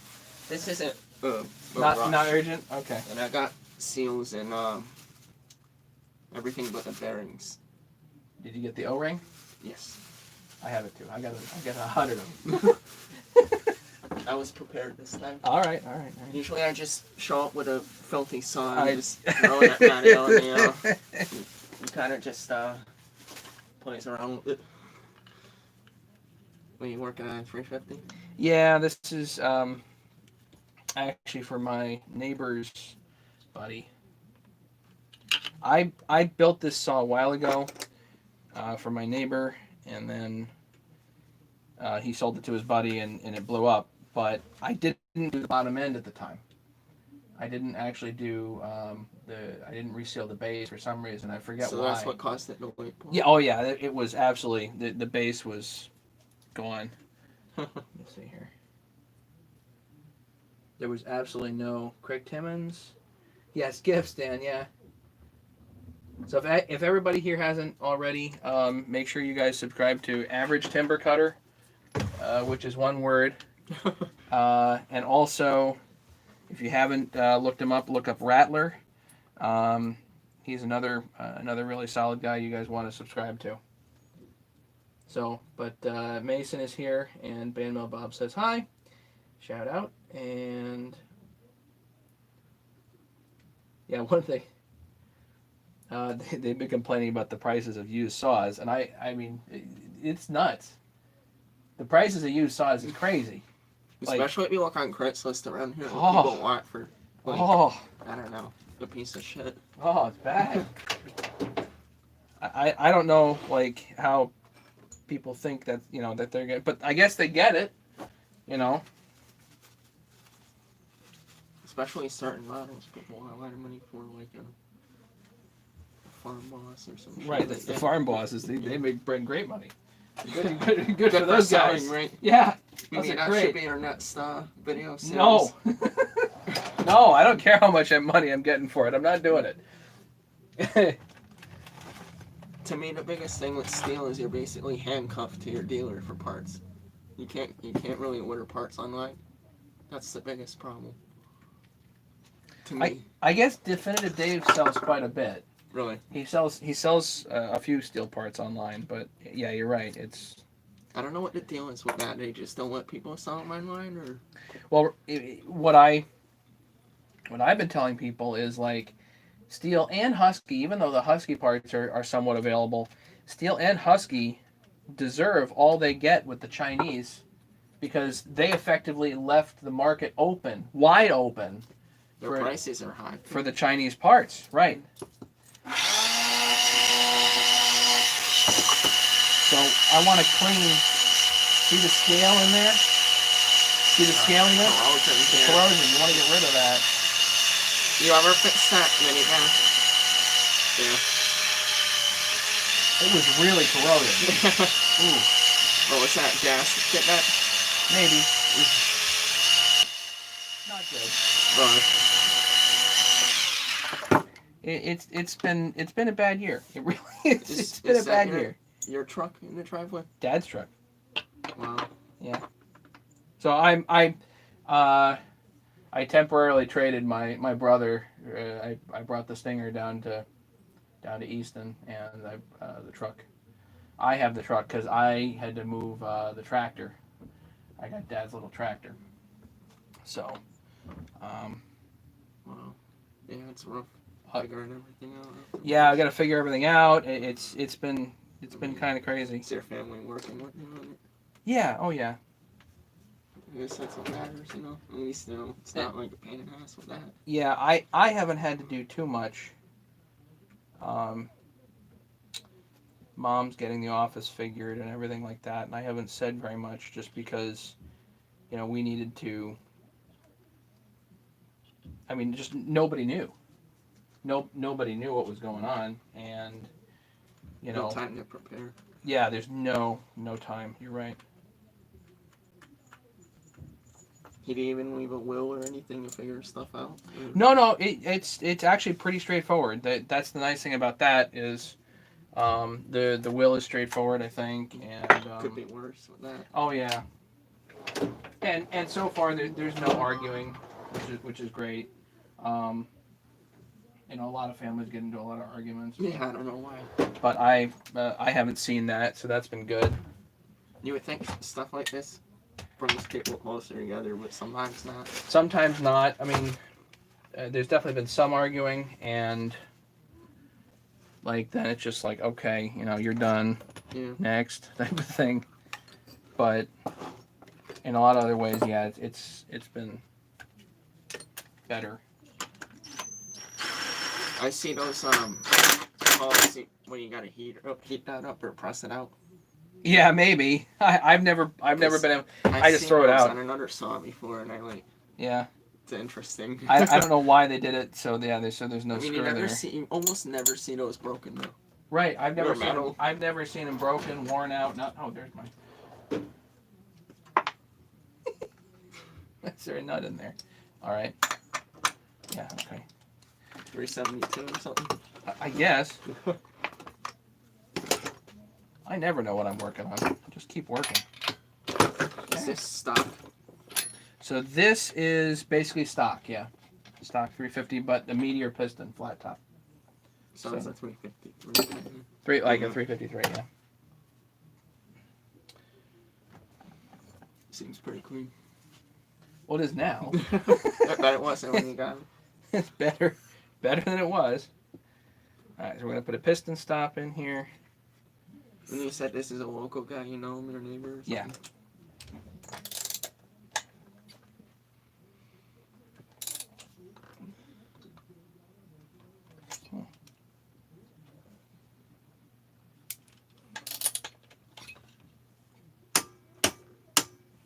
Did you get that at Harbor Freight or something? Oh yeah. That's one thing I definitely got about. Torque wrenches. I have one, but it's not like a real one though. It's like a pointer. You know what I mean? It's like a half-ass kind of torque wrench. All right, now I got the problem of. Oh wait a minute, down here. Yeah. Okay.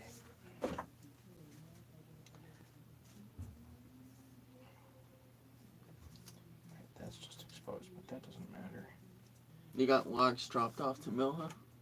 I milled 8 of them Really? last couple of days. Spruce? Yeah, pine of some kind. Yeah, I don't know. Whatever it is. Spruce is actually pretty hard for a pine. Like if you get it like a knotty piece. Yeah, you get a knot, and holy cow, the blade just wants to do this. Bad. Where did that go? Keep losing stuff. Right, I don't need this anymore. I'm gonna put that away.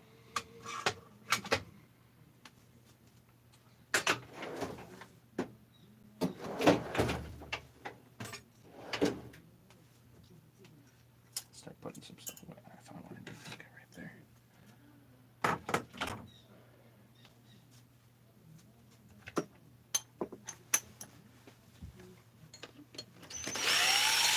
Yeah, we're gonna have a pop here in a couple of minutes. This is not gonna take long at all. I have to say, when I was taking apart that 262, I was really surprised how easy it came apart.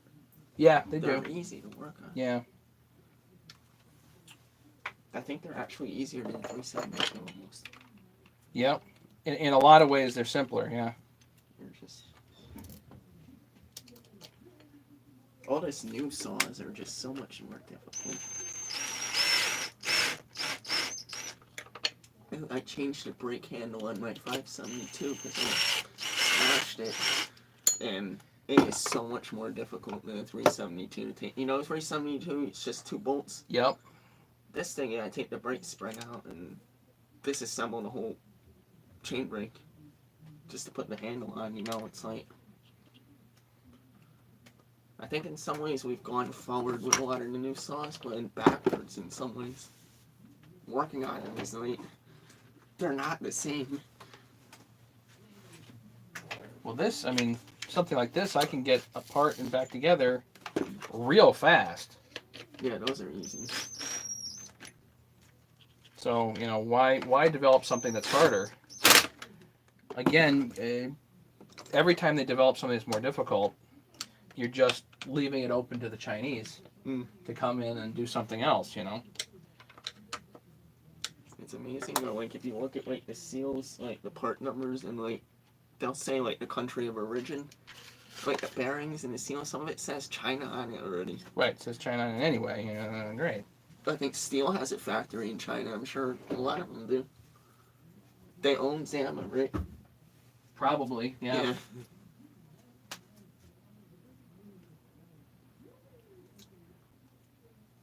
There's probably good and bad quality control in China. Josh Baker says, has Mason ever worked on any Husqvarna 350s? Have you ever worked on 350s? Yes. Yes. 350s. They're easy. Mason's worked on a lot of stuff. My least favorite saw to work on, period. Probably a steel 056. The 056s? Okay. Don't ever take one of those. Don't touch them. Leave them alone. Basically anything old.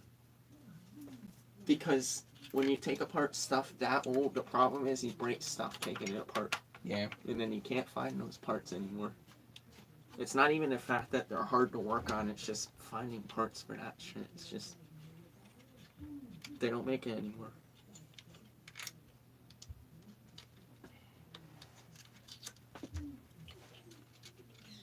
One of these days I might do a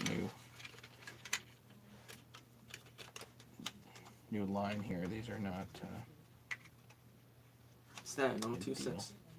Yeah, it's an 026 Pro. Those are pretty easy to work on. And Sammy wanted me to port that, but he wanted a decompression valve. Oh, okay. So we ended up with a with an aftermarket jug and slug essentially. But Rattler did it. I'll show you that in a minute. Yeah, because that's right. Most of those were flat tops. They didn't have like a decomp on most of those. Right.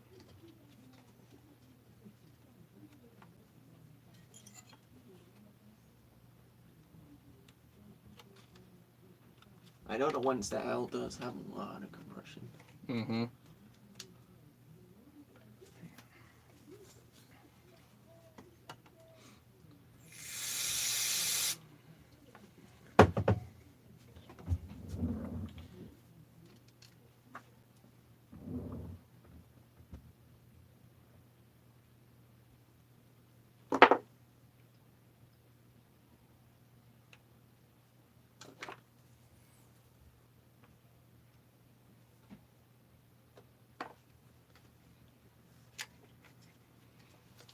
All this has got to be tucked in just so.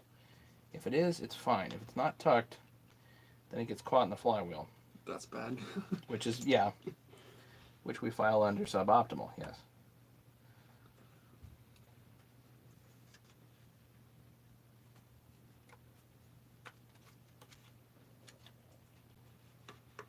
The thing is, once you get those 350s sealed up and right, they're great. Yeah.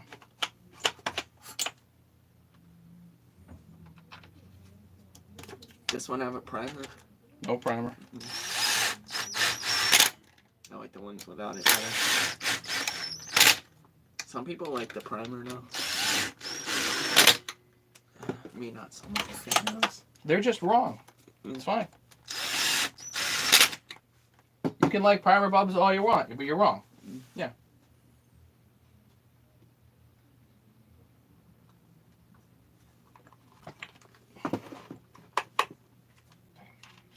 Do you wait? I heard some people take that bronze piece out of the intake. Like, what's the deal with that? Yeah. Is that like a performance upgrade, or is it? Because that's supposed to keep it from collapsing. From collapsing, yeah, I would leave that in. That would be me. Yeah. But if you want to take it out, I guess. You're looking for every last ounce of performance. Might be looking for every last ounce of trouble, too.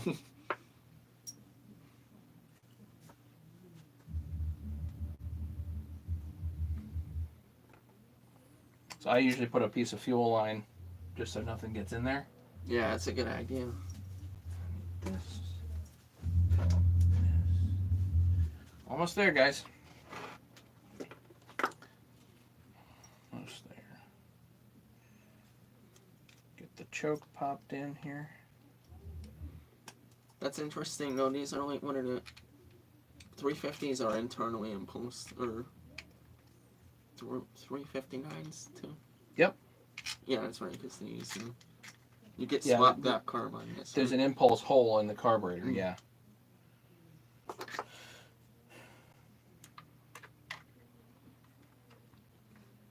Get the rubber mount there attached. And then this rubber mount, you need a flat blade screwdriver for. Big one. And basically, you need a shoehorn for this. I keep saying I'll make one day, but you need like a really small shoehorn just to get it right in there. But now that's in and it's good. Put the fuel line on.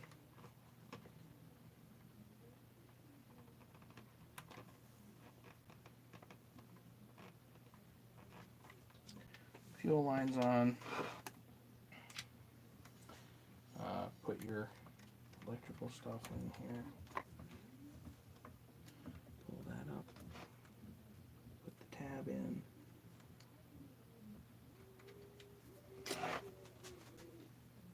This was one of the first Husqvarnas with that newer stop combination switch thing.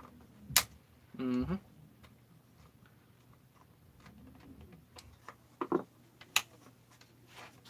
I don't think it's the best design, but it works. Wait, the old. Yeah. I think it works, but it's not awesome. It takes longer to put it in. And one of the big problems with the design of this particular chassis is that it's essentially this AV mount that we worked on earlier, but what happens is if you put a lanyard on here, Oh, it pulls on it. it pulls on it, and then you end up at full throttle, and there's nothing you can do. Like, so you're up in a tree, and you're at full throttle, That's and there's pretty just dangerous. nothing you can do. Yes, it ends up being dangerous. So, Yeah, because they used a wire instead of like a metal rod instead of a wire. so you guys forgot to tell me that I'm 13 steps ahead of myself there. Hang on a second. I always struggle with that. It would be fine, but I didn't put these screws down.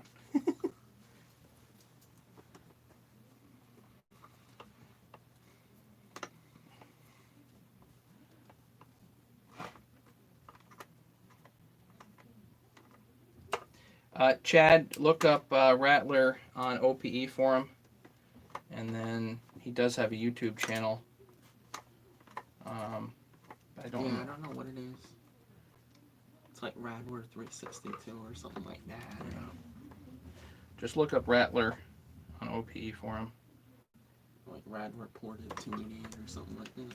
That's his favorite. Fives though lately. Mhm. He's done a lot of those. Yep.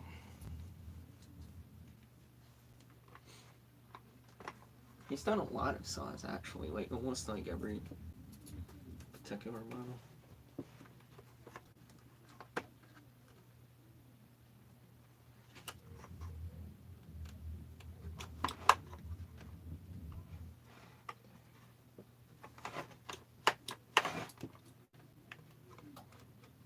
Got a lot of bars, huh? Oh yeah. Stocking up. Stocking up on bars. Why not? All right, so that's good there. So it goes to full throttle and back, which is what you want. You want it to make sure it goes fully to the stop, and if it doesn't move freely like that, something's up. Okay. Let's do that. That's a great tool to have, WD-40. I want to make sure it's all nicely coated in here, you know? Now, let's see if she pops.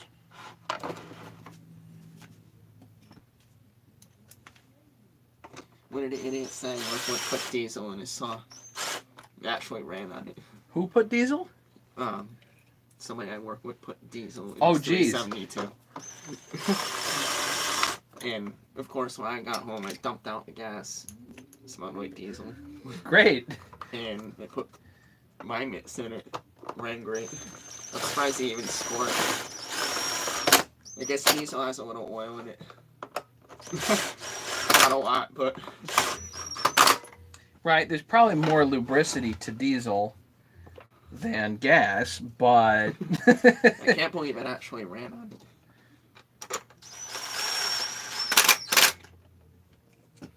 Bottom one's That was the in. first time I seen diesel in the car. I put a little diesel in the winter in bar oil. But never in the gas.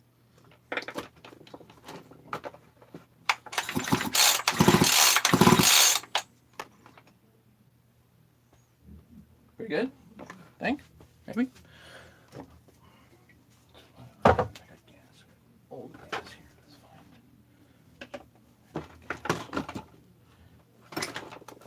Oh.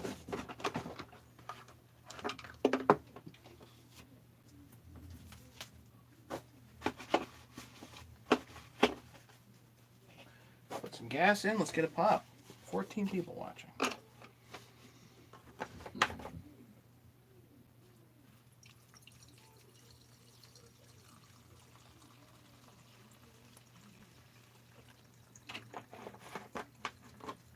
That's a good idea, filter. Yeah, just to make sure there's nothing in there.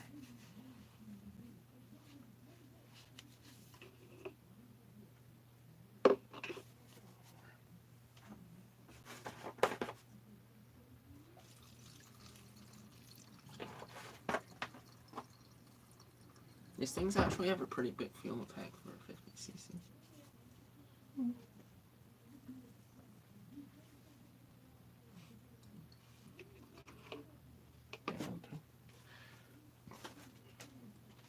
Does not need to be full.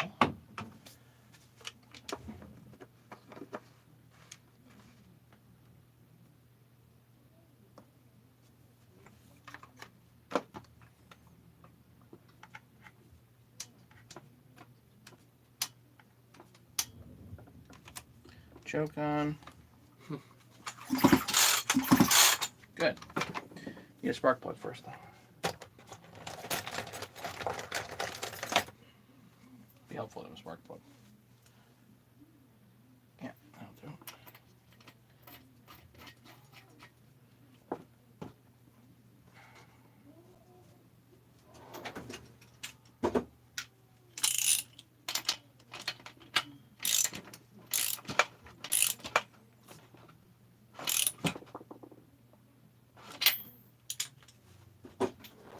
You can do the compression checks and everything on here, but for right now, we're just getting a pop.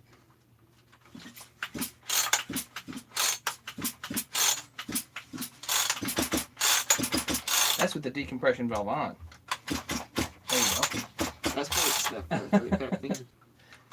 It'll loosen up a bit. Okay. First pull.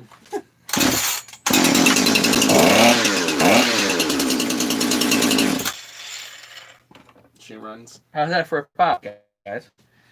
Yay! Too easy. Well, you gotta take wins when you get them. Right. Take the small win. Small win. So I'm going to call it good on this particular saw. I'm gonna go hang out with Mason here for a little bit, and otherwise I'd hang out with you guys more. But let's hang out some other time. Obviously, I've now got another project to do on YouTube. That's Mason and Rattler. He does absolutely first-rate work. I've got some of his stuff here, and he does just such nice machine work. I can't say enough. So what a super dude to deal with too. So definitely big endorsements from me on those guys. Mason's been very helpful, and hopefully we're going to get Buck over here one of these days, and get back to working on his stuff too. Got his 350 to put together, among other things. Okay, we'll catch you guys later. Appreciate it. Be safe, everybody. Enjoy your Sunday.